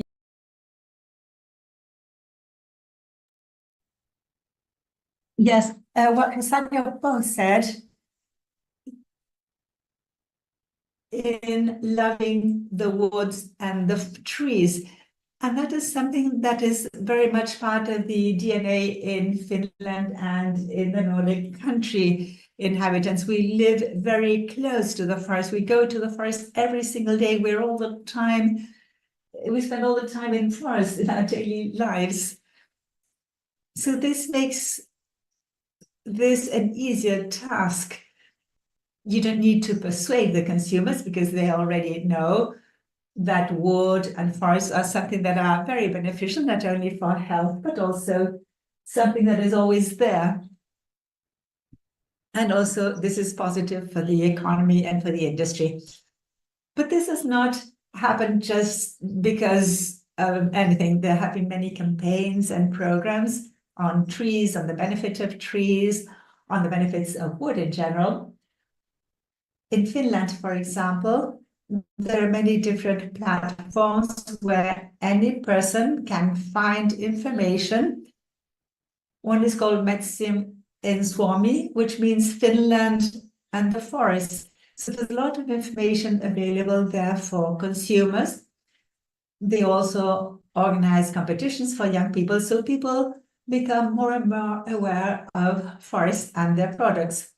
In addition to that, there are organizations. One is Info, which is information on wood. This promotes wood products. They contain a lot of information. The website contains a lot of information on wood products, how wood construction is done. There are many journals, they organize events. So all these organizations contribute a lot in the sense of sharing information. And of course, this is very helpful so that people can understand that if you wish to build their homes, they can easily find information available. All these things are most helpful to consumers when using this material. Well, as I'm aware that you were watching the previous panel, so I wanted to ask you also, considering the future, Finland thinks a lot of that. You have those retention woods that are not felled. The country has 59% of the woods in the European Union with the strictest preservation regulations. So in Finland, those good practices, what are the best practices that could be implemented in other countries? Well, let me tell you first that obviously this is closely linked to who has the woods, who are the owners. In Finland, 60% of the forestry land, of the timber land, is private. People who may live in Helsinki, but they have their woods in Lapland. So and then another thing that I said, that we had our first forestry act in Finland 140 years ago. It was then that people started promoting the natural regeneration of woods. So these 140 years yielded very good quality raw material and a good amount of wood. Now, somebody mentioned that sometimes you have to change things. And in Finland, for instance, we changed the Forestry Act in 2014 because there were many things that no longer worked. So, for instance, we now allow more opportunities for continuous forestry, facilitating felling trees at different ages. So that that has enabled us to clean our woods. And then there are many things of different companies. For instance, the issue of improving biodiversity. For instance, there are different companies. In Finland, we have larger forestry companies. There are biodiversity bonds, for instance, that give more bonds to a bonus to the owners if they leave those retention trunks. And they do more, they even go beyond what is demanded by the certification authorities. In Finland, there are government grants that are available for owners of private woods, because people understand that it's investing for the future. You might not receive any money in the short term, but you'll know that that will be left for your children and grandchildren. So there are grants, government grants, for those purposes, for forest management. And the key objective of forestry is optimizing and having as many good quality trunks that you can have, so as to have good quality, very good quality material. Then with the rest, you can send it to a paper mill or for boards or panels. But the idea is to have very high quality raw material. And I think that many of these things can be perfectly well done in Uruguay. And indeed, I'm aware that you are already implementing many of those things. I think that your first step was precisely to change those ideas and to implement the best practices with people from other countries too, where these things were done in the past. So I think that you're going the right way. It's the right path. Thank you, Julia. It was wonderful to have you in this forum. So thank you.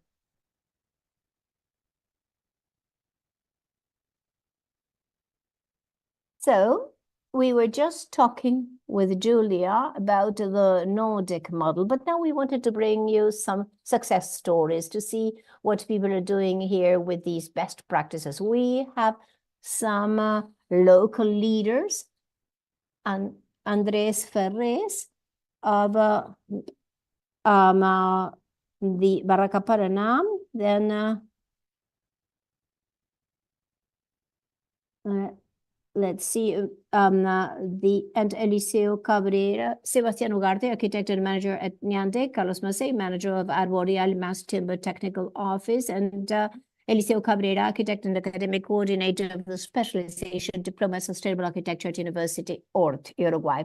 So let me start, Andres, with a very simple question that will be repeated a lot. Why do you recommend people to use wood instead of other materials? Well, good morning. First of all, let me start with a comment. Last year, we certified with ISO Environmental and Energy. And one of the things that we discussed with the ISO people was precisely that maybe the greatest impact that we could have at environment level would be the message and promoting these construction models. So when we have to choose the construction method, we use it more. We tend to use more wood frame. One of them is the speed, because it doesn't require much labor. You have, and it gives you a possibility of making it industrial manufacturing, and it doesn't have such an impact in the places where the sites where you plant it.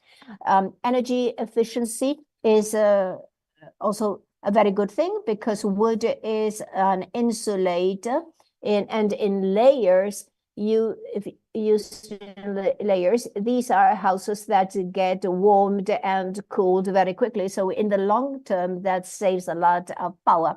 And something that architects love is that it's easy to design wood, and in the future you can adapt it, because very often the houses we build today are not the ones that we are going to be living in 5 to 10 years ahead. And this is something that you can adapt very easily with this system. And then you have the question of who constructs with this. In Uruguay, fortunately, we have a very good ecosystem of many wood builders. Sebastián, for instance, here we have other companies. So there's a very strong ecosystem. They're doing things very well, and they are eager to learn, and we absorb much of what they say that they need. And something that I'm absolutely marveled about, and this is something that I repeat to my clients, I understand that wood frame is a very democratizing system. What do I mean? It's a system that equals people, but at a better level. For instance, if somebody with a Mevir house or somebody at La Taona, they have the same quality of wood, so we can really deliver good level products that raise the bars. And this is not what we usually do, because typically when we make things equal, we do it lowering the levels. And I think that users appreciate this. And Sebastian, the next question, this was for you, and it had to do with the ecosystem. If we look 20 years ago, now there are many more products available for construction, but how do you see the ecosystem today? I mean, in terms of building in Uruguay? Well, yes, indeed, I would say that there's a transformation. And in the last 10 to 15 years, there's been such a change.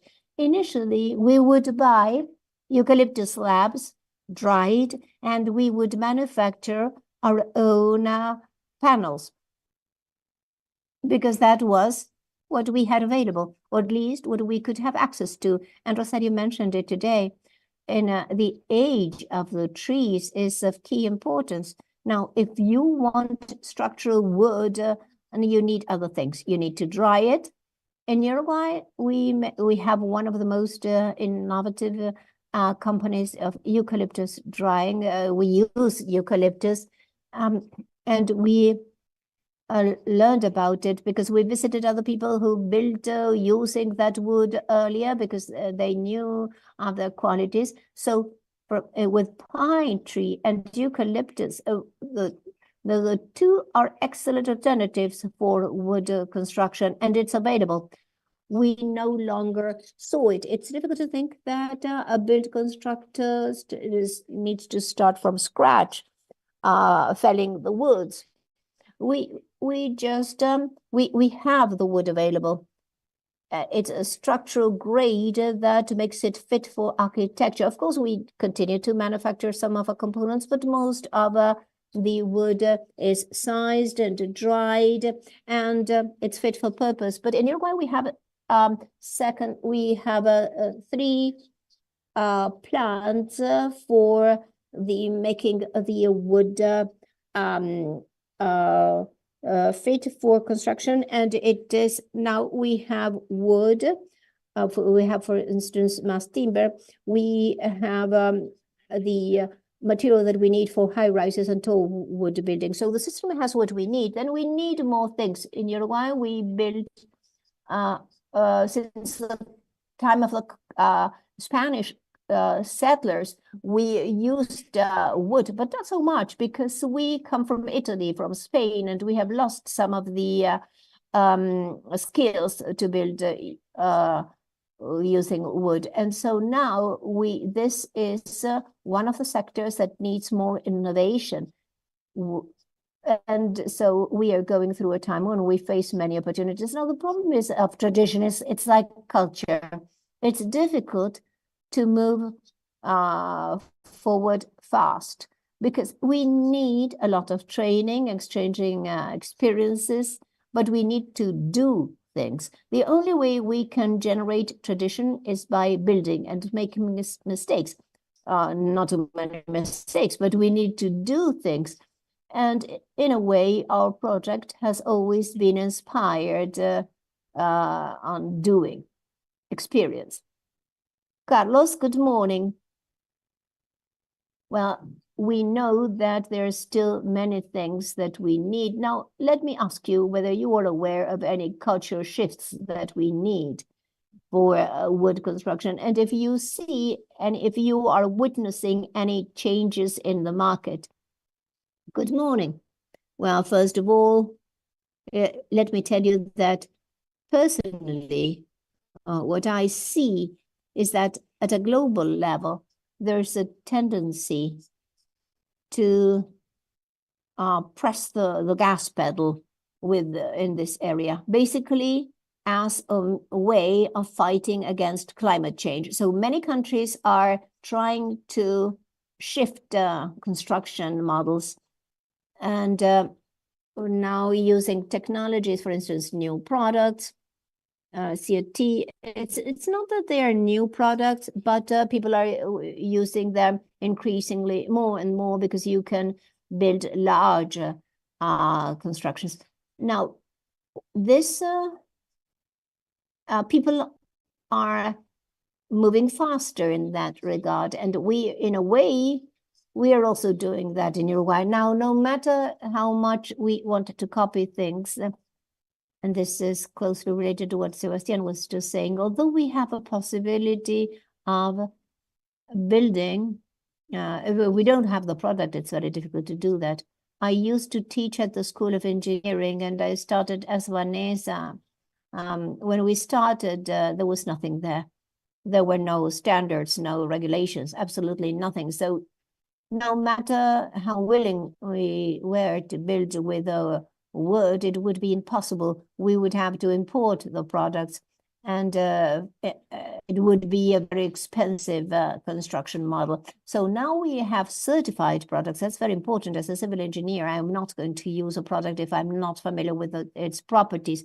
So now, to the extent that we have that possibility, then the ecosystem gets formed, and you need that if you want the method to work. So I think that today we are at a time where the market is growing, and it will continue to grow. That's my view. Thank you, Liceo. So thank you and good morning. Well, I also want to greet the people via Zoom. Sometimes we forget those magical eyes that make us heard in other places. Yes, through El País and the social media, there are people watching this from many different places.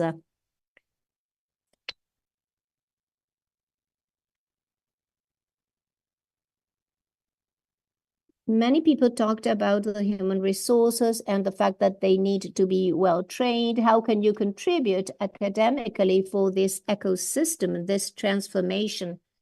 Yes, this is very interesting, and it has several dimensions, because when we speak of training, of course, you think of the operators, and we have to explain different ways. What Sebastian said, now we need wood that generates a lot of capacities.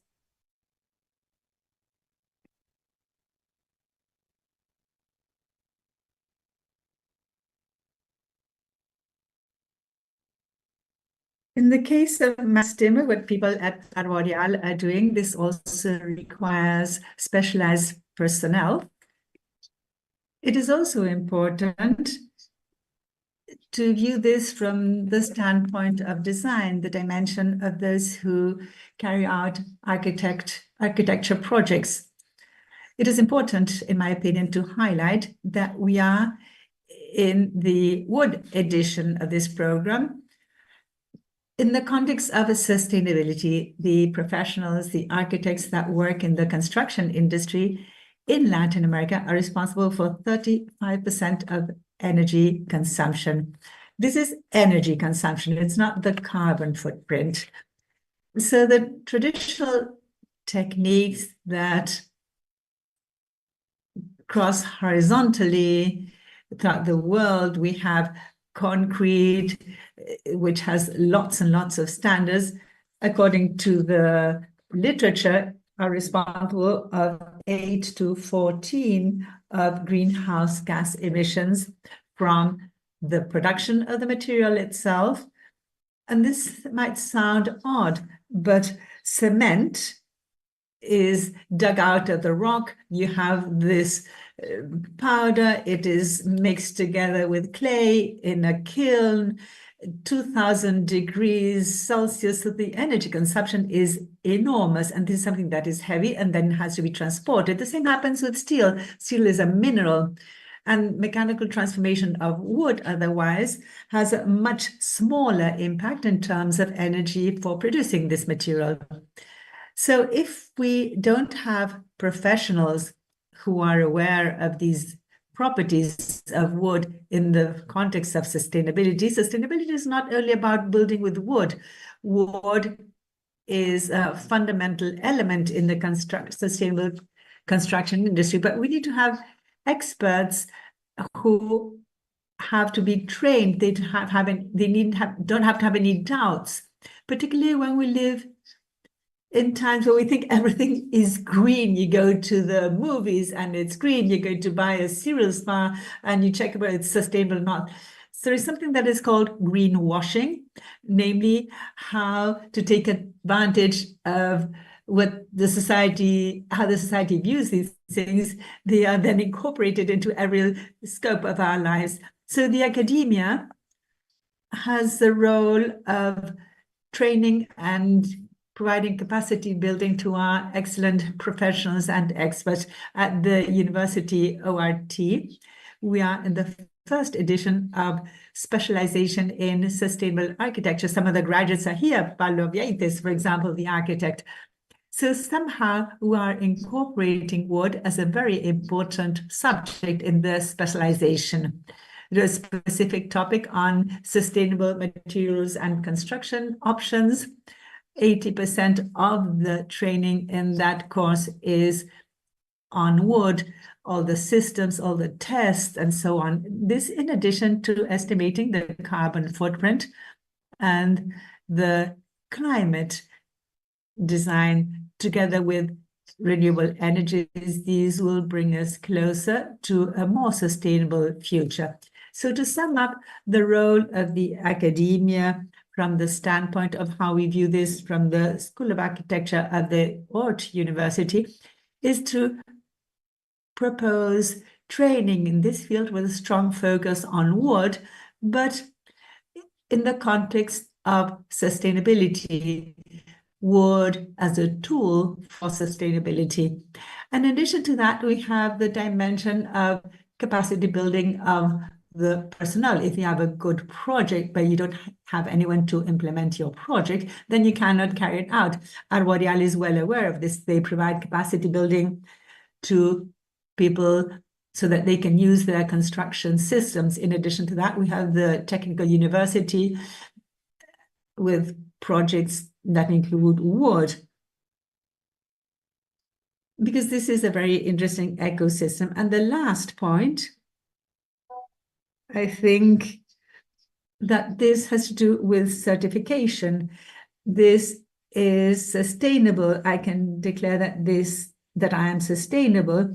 But in this world, we need to have auditors that tell us that, well, you are sustainable.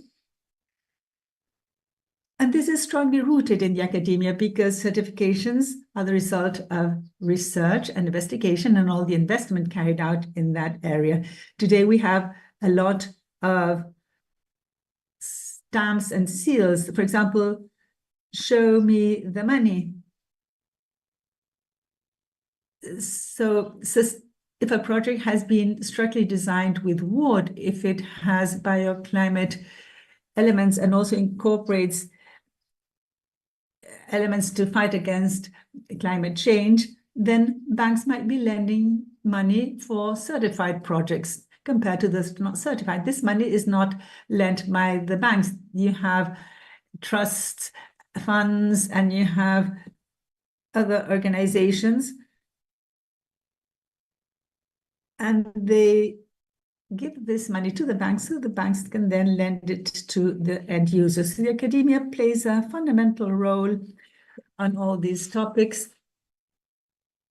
We think that at least we are providing this type of capacity building in Uruguay to Uruguayans with faculty members from Uruguay and also from abroad, very specifically focused on what we need here.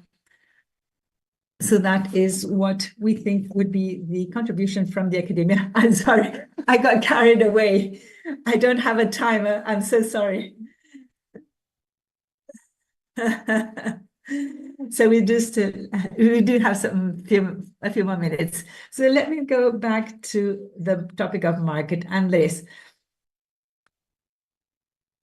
you are from Barraca, Panama. You also sell efficient household appliances. So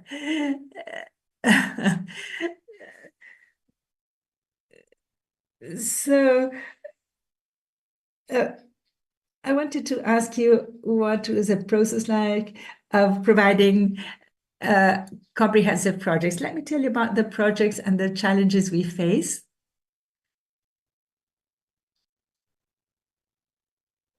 Part of the DNA of our firm is to produce turnkey projects. We used to work with dry production systems. We couldn't just be material suppliers, but also construction system suppliers.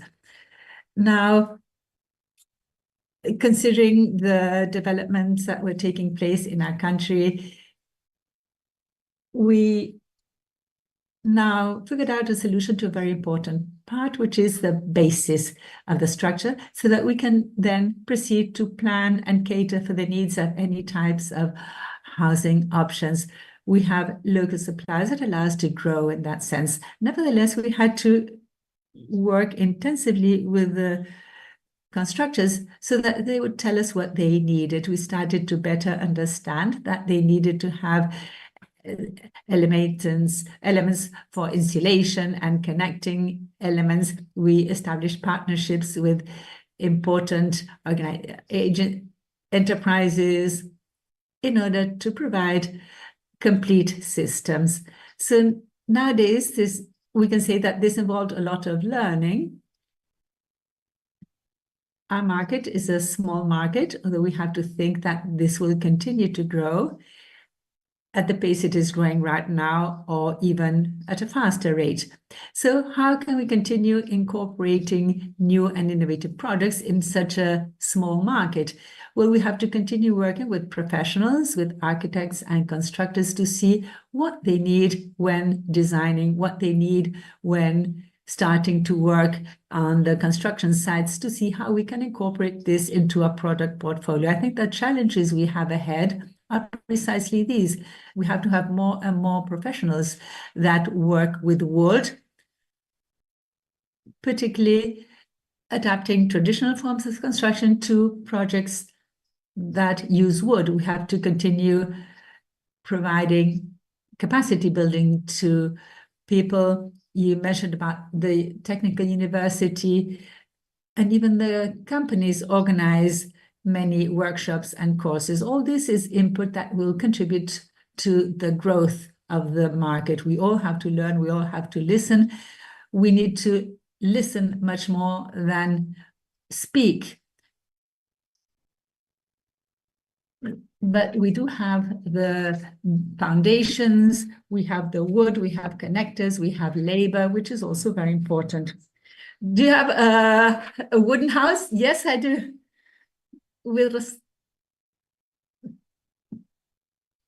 You might have come across challenges when you built your own house. Well, let me briefly tell you. When we started planning our home, we wanted to build a house made of wood. So what we decided to do was to add as much technology as possible to build it in the shortest time possible. So we prepared this in the workshop. We did this, but prior to that, we worked on the project. The project is of key importance. You cannot save in the project stage, because if you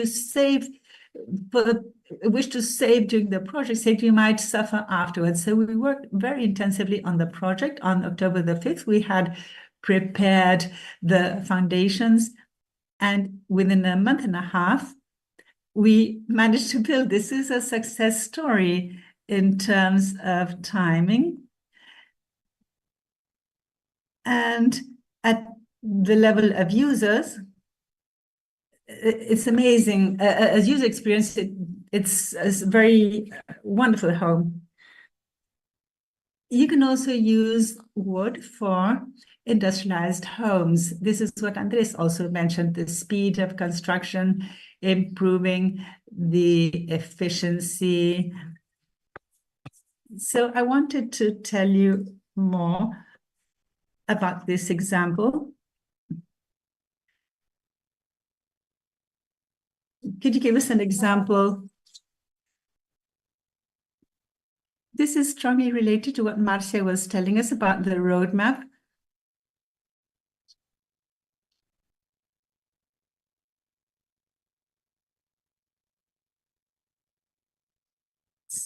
So this is where we have the greatest experience. We are totally convinced that industrialization, and mostly what tradition is telling us,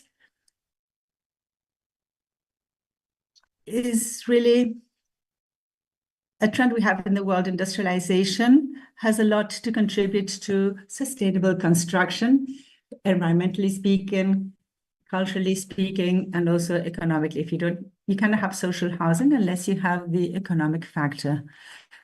Now, regarding industrialization,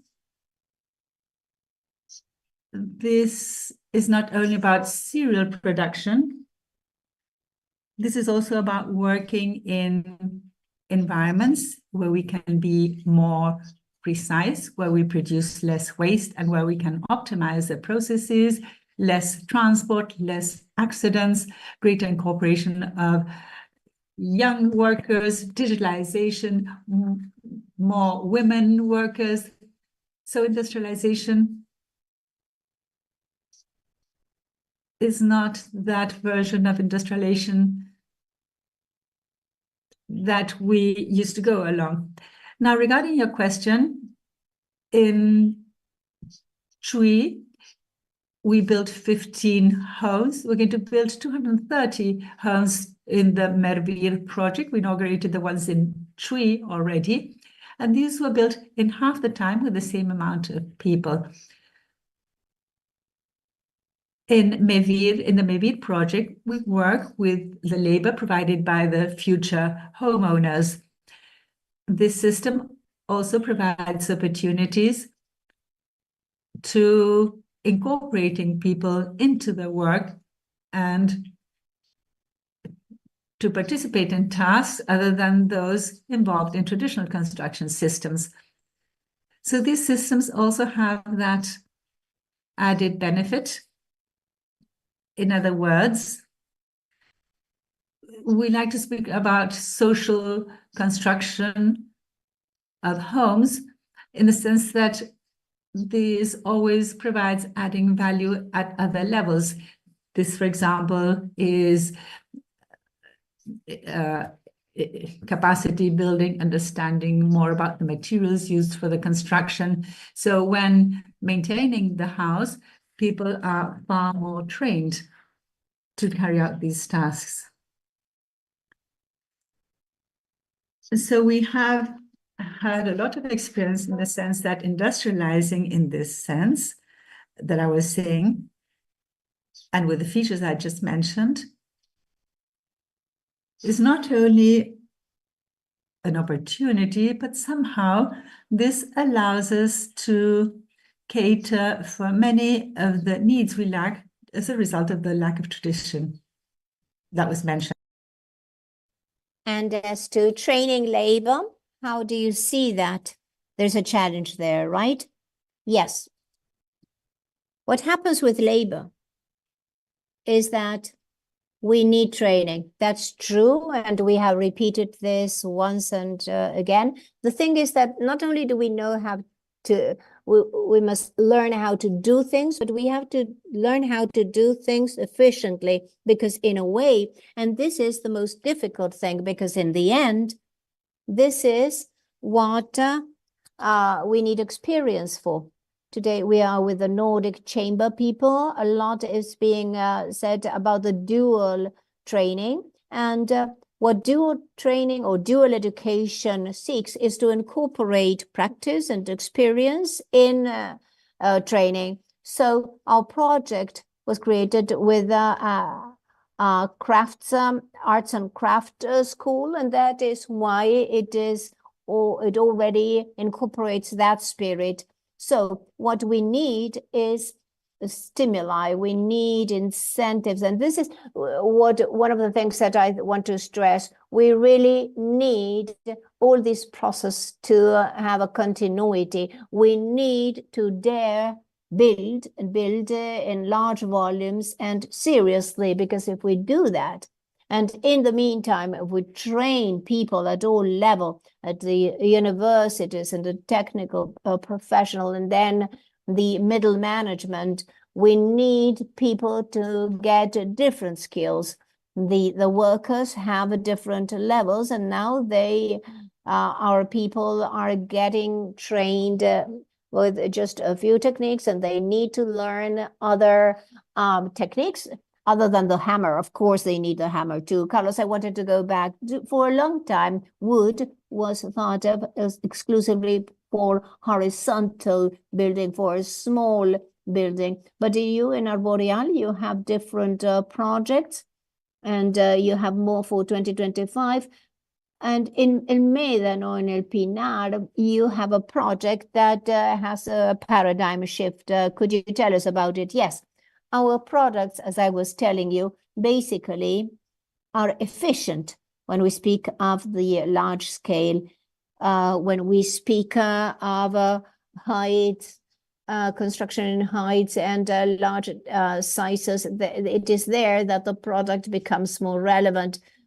Personally, well, I'm the manager of Arboreal, of the technical officers. And when I joined the company, I was asked, among other things, to put together a technical office to process all the projects that Arboreal would be engaged in. And as to the technical skills, well, some people here have already mentioned them. We had young people that had taken the courses available. They were new courses at the different universities with Vanessa at Orta, but they lacked the experience necessary. So we had to make up for that. So we said, well, let's take all the projects to make them as a project in execution following the entire process. So today, although it is true that in the pipeline we have about 20 projects for this year and next year, these 2 years since we joined the office, we have about 80 projects. People are very interested in building with using wood, but we had to fine-tune the technical knowledge and make increase people's trust. El Médanos in Pinar, well, this is one of the 400 projects thinking of other materials. It was not designed for wood initially. We received a project that had been designed for concrete and steel, and with the firm of Rafael Vignoli that is in charge of the project, we started transforming the project in the belief that things could be made with wood, and that we had to see how the team would be put together so that we could do it. Just to give you an idea, the project, if we want a good showroom, well, that's going to be the project specially designed for that because of its scale, because of its size. It will be one of the largest in the world with a mass timber. People are going to be paying attention to what we do in Uruguay there. 50,000 square meters in 4 levels. And the concept is that people will be able to live in an apartment, but as comfortable as a house. So you can enter your flat with your car. You can park your car there. So we try to, and everything in wood.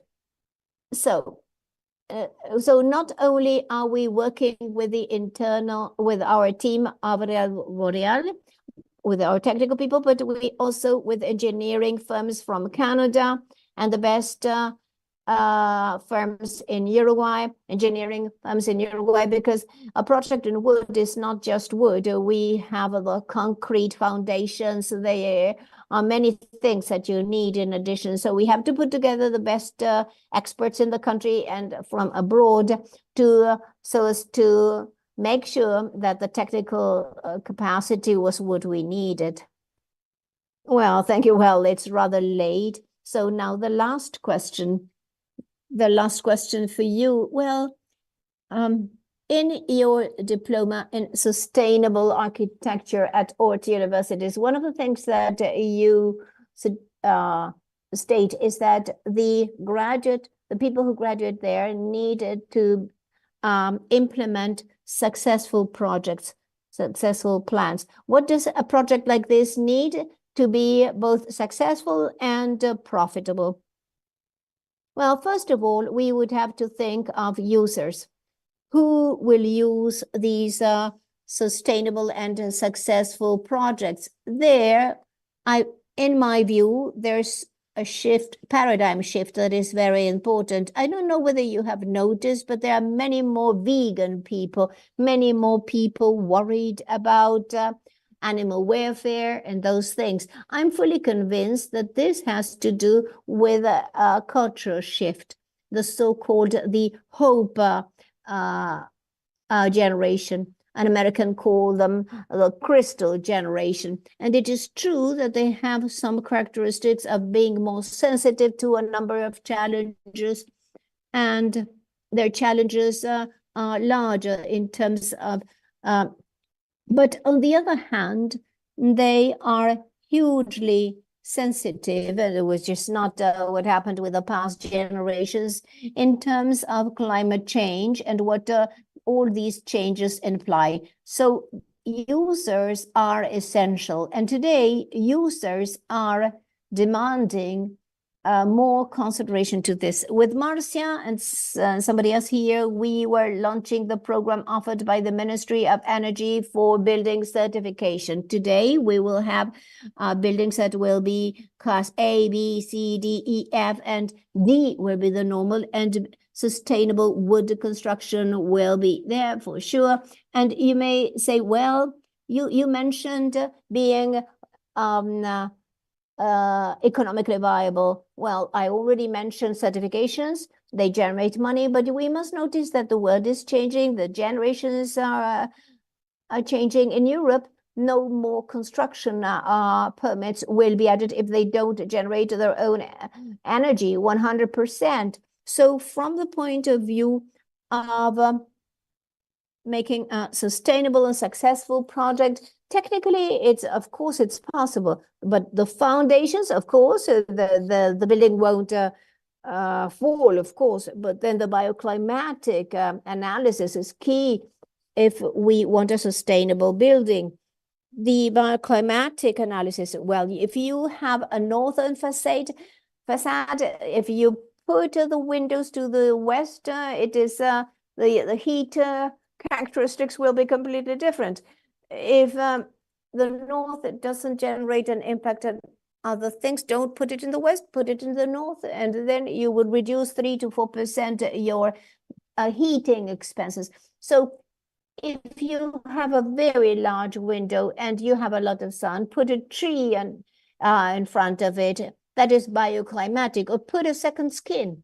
As the Uruguayan house that has a second skin, a house built by Diande for this contest. So to be successful, you need to have a good technique, a lot of study and planning a lot to see how it will work, and then you need to incorporate renewable energies. That's a sine qua non.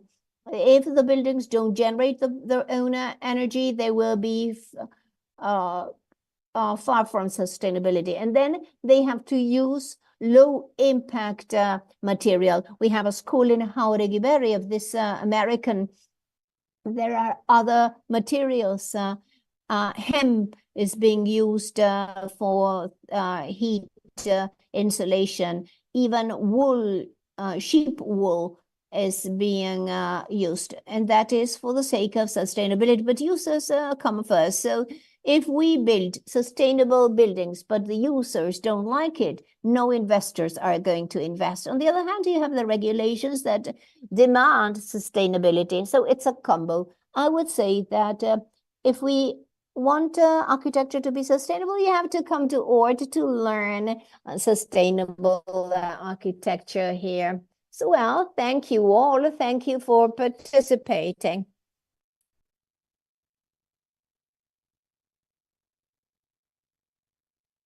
Thank you. Well, now, finally, wrapping up, we wanted to devote a few more minutes. So again, looking at the Nordic countries that are pioneers here. And quoting Rosario and Ines and other panelists, let's move forward. So we want to speak about the current trends and the issues that we have to pay attention to. I don't know whether we are connected with Finland. Ruben Tomás Verde is there of Bund Architecture to talk with us. Hello, Ruben. How are you? Good. My greetings from Finland. It's a pleasure to have you here. Well, as you know, we are wrapping up this forum. You are the last speaker. We called this Global Trends to pay attention to. So my first question goes in that direction. Where should be, what are the trends that you would highlight as most innovative currently? Well, I think that now this is a breaking point, and our colleagues have already mentioned, for instance, we've been using concrete modeling for 100 years, but today we need sustainable solutions, and industrialized wood is a reality in the Nordic countries and in Europe, but also in the United States and in Canada. And we have to see cases in Uruguay and in the region. And it's a trend that is not just for family homes, but also public buildings, schools, hospitals. There are cases of all kinds in the world, and even high-rises and skyscrapers. This will even move forward in the future. We have to pay. I think this is a good moment to reimagine things, not only in terms of materials, but also the way we live in the cities and how we'll be living in the cities of the future. So in that sense, this is an opportunity for architects and also for the construction industry when rethinking these activities in a holistic way from that standpoint. Well, precisely, I wanted to dwell a bit on that topic. Your projects at London go beyond construction. These are conceived from the standpoint of a sustainable form of life. They intervene in the neighborhood. You create green spaces. I was also thinking about the example you're working on. Could you tell us what the concept is of such comprehensive projects and what are the challenges you face? Yes, urban projects consider sustainable issues as a substantial part of the project. So we work in the context of the impact generated by the buildings. We also take into account the green spaces. These are not separated one from another, they are connected. And the case you mentioned of Kupita, which is the development of a new center in the Kupita neighborhood in Turku, which is the second largest district in the country. We're working with the entire neighborhood. So this is a clear challenge. It is big. It is a major responsibility, but also this is a great opportunity to rethink how buildings are combined with public spaces. In that sense, in this specific project, we have the opportunity of discussing and working side by side with experts in water management, in biodiversity management, and on smart mobility. So these are very relevant part as to the shape the cities of the future will have. So these projects involve a lot of responsibility, but also provide a great opportunity. So what are the recent technological changes that have contributed to the use of wood in these more complex projects compared to traditional wood constructions? Well, adding on to the comments stated by the colleagues in the previous panel, and beyond the changes and mass productions of CLT and other types of products, what I would like to highlight is a major component that has taken place in recent years, namely sprinkler systems and fire control systems, fire retardant elements, as well as standards that have evolved, because all these have led us to better understand the properties of wood and the potential it has. We are seeing tall buildings now built in wood. So it's important to remember that the myths and the issues of structural stability and fire are myths that have to be torn down. These have been totally overcome with the current technology available, and this should be highlighted. Now, going into the global challenges, what is a main challenge you consider Finland is facing, a country with so much history and development in this area? Are they focusing more on technological, economic, or other aspects? Well, I think that ultimately the main challenge in Finland and in Uruguay and in all countries in general is that of climate change. That would be the starting point. That's a major challenge we face. So this climate urgency we have right now, and this was mentioned previously, construction has a very strong impact. We heard about 10% of impact. So the materials that are being used play a very important role. So this challenge and all the shared experiences, like this event that you have organized, where you put all the local stakeholders on the table, but also what is happening around in other parts of the world, are very important in order to face this challenge together. There's no doubt as to this being a joint challenge. Is there a need for new sustainable products beyond the use of timber? Is anything being developed? Now, beyond industrial wood, which is a product that has an enormous potential for scalability, I think there's enormous potential in new materials, new biomaterials that are being developed at universities and in research centers.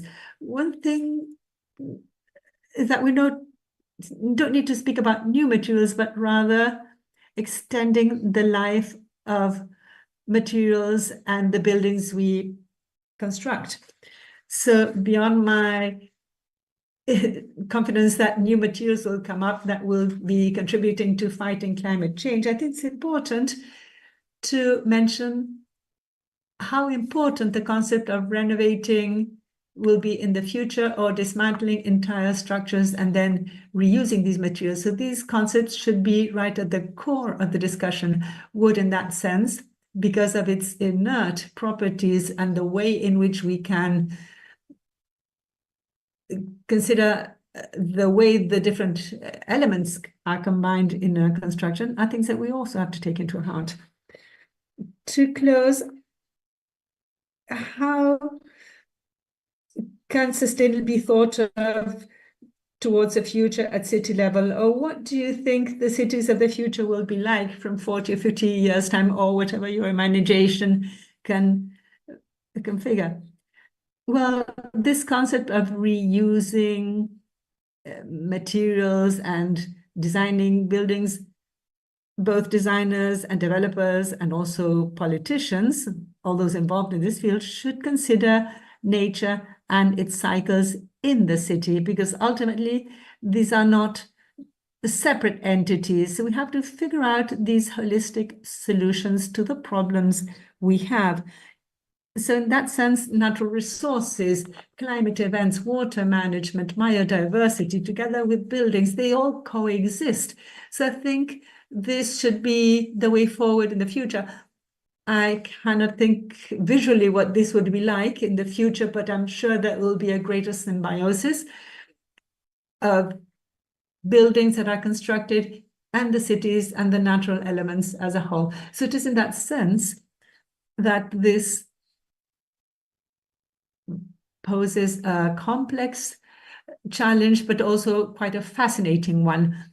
And when we design a new district or a new city or a new building, like the ones we're working on right now, these are buildings that will be here in 20, 30, 40, 50 years' time. So we're designing those cities of the future. So we have to take that context in mind to think beyond the short term and thinking that we are now deciding about what the cities will be like in the future. This is a very interesting task, but also implies a very big responsibility. And we try to advance in that direction. So thank you very much for joining us. It's been a pleasure to have you today in this forum, and we'll keep in touch. And I'd like to thank everyone for having joined us today. You can give us a big round of applause to everyone, to Ruben. Well-deserved applause for Ruben. So I'd like to thank all those of you who have joined us in person and those who are following us remotely through elpais.com.ui. Thank you for joining us in this first forum on sustainable wood. We looked at the Nordic model, but we also looked at the situation of Uruguay, what is being done in the country and what we want to do in the future. Thank you very much to the Nordic Chamber of Commerce in Uruguay, also the Forestry and Timber Technology Center for the contribution to this agenda and everything related to this topic. We also would like to thank our sponsors, Luna Wood, Barraca, Panama, UPM, Arboreal, University of Uruguay, Montes del Plata Wooding, Maginor Maderas, Eurofor Berges, LSQA, Lago Marcino and Associates, Via Diseño, and Fábrica Italiana. We'd also like to thank the Ministry of Housing and Land Planning, Uruguay 21, Uruguay Innovation Hub, and Pacto Global Red Uruguay, and Sustainable Nordics. So we look forward to meeting you in a future event. Thank you very much. It has been a pleasure to be with you today.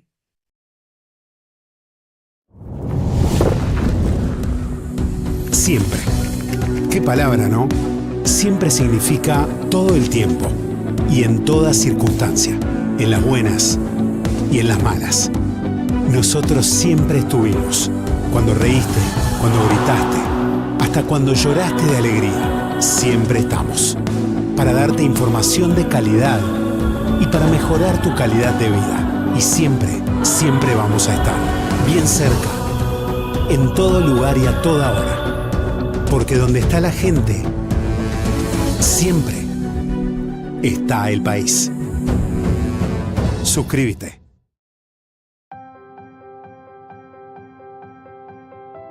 El Centro Tecnológico Forestal Maderero se constituye como un ámbito de coordinación y articulación del sector forestal maderero, procurando iniciativas que mejoren la competitividad, buscando incrementar inversiones, productividad, diversificación, exportaciones y empleo. Su objetivo es propiciar un ámbito de generación de ideas, evaluación de desafíos y de intercambio entre actores del sector, la academia y el gobierno nacional y local para resolver desafíos en forma conjunta, potenciando las competencias y recursos ya existentes, así como también fomentar la discusión, integración y difusión del conocimiento. Buscamos impulsar un cambio cultural que integra la madera como una oportunidad a la hora de brindar soluciones, estableciendo y perfeccionando redes internacionales de investigación, desarrollando soluciones tecnológicas para resolver problemas, enfrentar desafíos y cubrir necesidades en toda la cadena de producción forestal maderera, posicionándose como socio tecnológico. Centro Tecnológico Forestal Maderero. Lo mejor está por venir.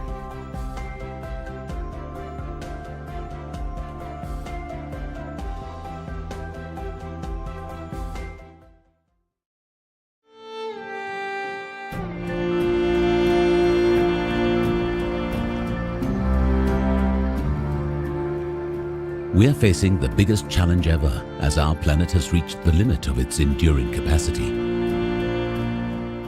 What kind of choices should we take today that lead us towards better living environments and a more sustainable future?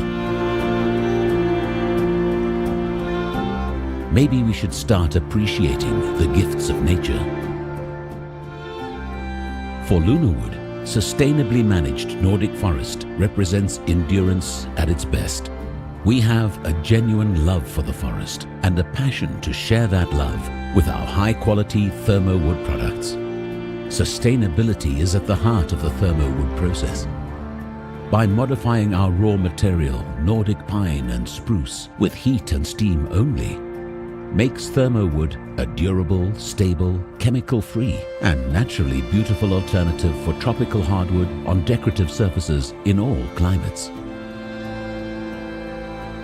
Love for the forest makes us even better professionals. It inspires our experts to pay close attention to the smallest detail and work together in multi-talented teams to create and manufacture high-quality products for our clients. We are proud of being able to reconnect nature with people in urban environments. With thermo-wood products, we can give the world a touch of sustainable luxury for several generations by bringing the Nordic forest to where it does not even exist. Our future relies on today's choices. We are committed to do our share in helping to tackle the global challenges.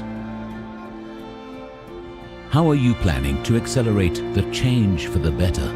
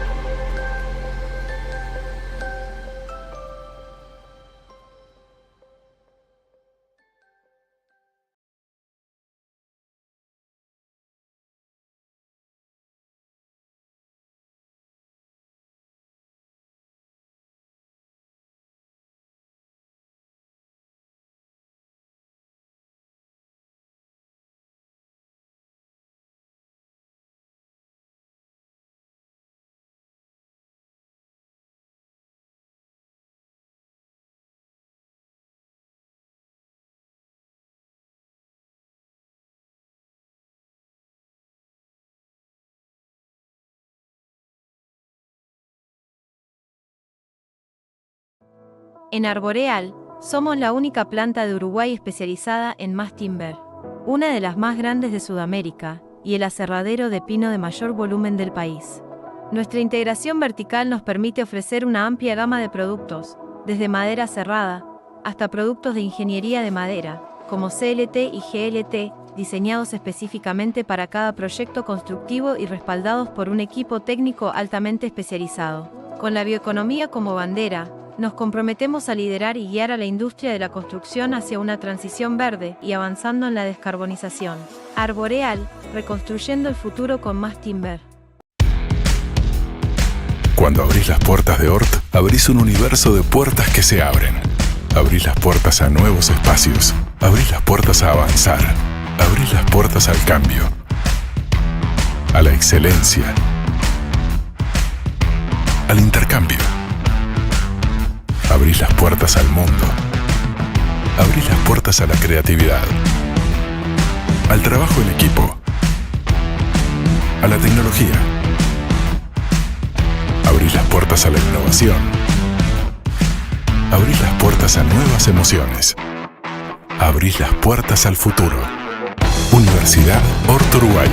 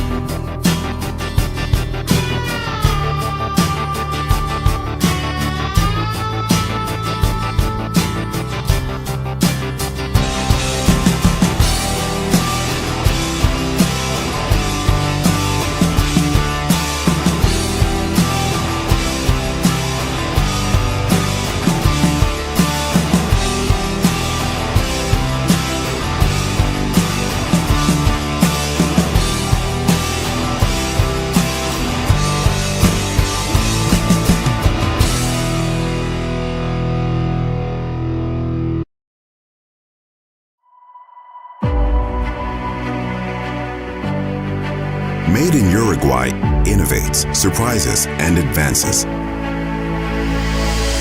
We're the second largest producer of clean energy in the world, and we believe that the future of energy is in electric mobility and green hydrogen. That's why we developed H2U. By becoming a leader in renewable energies, we'll achieve carbon neutrality by 2050. We were the first in the world to give every child in school their own laptop. We are the top-ranking country in the region for software exports per capita. We are leaders in e-government in the region and have integrated the D9. We have the largest fiber optic and telephone coverage in the region.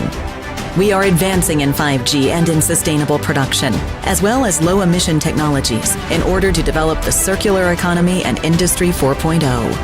Our entrepreneurial system in information technology is more than 30 years old. Today, large companies such as Sabre, BASF, Merck, like many others, have chosen Uruguay to set up their business hub. Volkswagen chose Uruguay to launch its electric car in Latin America, while the Uruguayan unicorn D-Local is breaking records on Wall Street. We develop and test the most popular video games on the planet. We produce orbiting satellites and sophisticated medical devices. We organized the first Robotics World Cup, and we made it to the podium. We produce a great deal of scientific knowledge. We put our brains to work. For 30 years, Uruguay has been planting millions of trees to develop a sustainable forest industry in harmony with the environment and to protect our biodiversity. We complement this with our work in livestock production, capturing greenhouse gases. Meanwhile, our native forests are growing year after year because we're nature-friendly. We have evolved made in nature to produce the best meat in the world. We were pioneers in deploying a traceability system that allows us to identify and follow each one of our 12 million cattle, which are the fruit of a unique genetic line with 400 years of history. We bring quality food to the world, such as meat, fish, soy, malt, rice, citrus, wheat, dairy, and multi-award-winning wines. We are so disruptive that we are selling caviar to Russia, coffee to Colombia, olive oil to Spain, and genetically modified mice to Japan. We breed movie horses, produce high-end car leathers and wool, and textiles that end up on the cover of Vogue, being worn by Greta or in the windows of Chanel, Cole, or Stella McCartney. Our creativity allows us to export design in fashion, architecture, graphics, and jewelry. Our talent and landscapes are reflected in series and films that we produce for Amazon, Netflix, Disney, HBO, and Sony. One of the Rolling Stones gave his daughters a Uruguayan lute guitar to learn. Made in Uruguay leaves you electric. We have spirit and a way of thinking. We are determined. It's our time. It's Uruguay's time. A country with a human scale. Creative, hardworking, serious, relaxed, that breathes freedom at every turn and conquers the world with each quality product and service that we produce. Unusual, free. Test Uruguay.